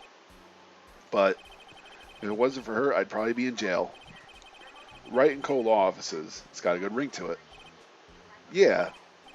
Thanks, Maya.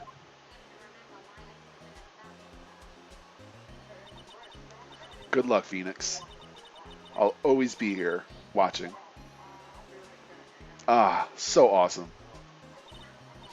Right. Okay, Nick, let's do it. Huh? Do what? Burgers, dummy. Burgers.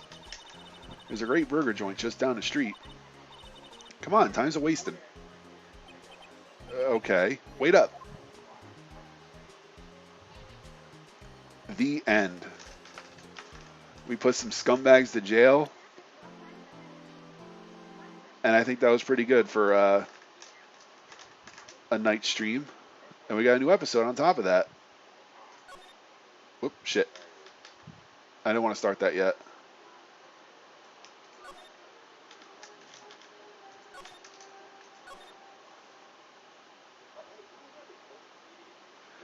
So I think I'm going to call it here for tonight because my throat is feels like it's full of gravel because I've been literally talking for however long I've been streaming. I lost count.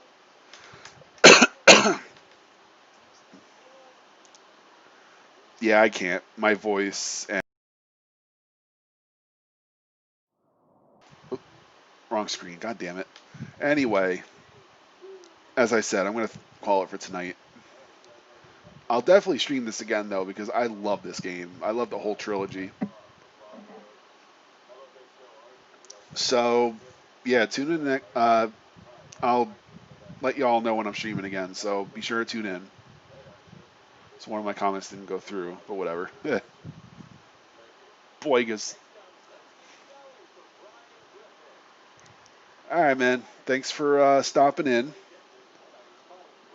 and I hope to see you again when I'm streaming this again. So until next time, man. Ciao.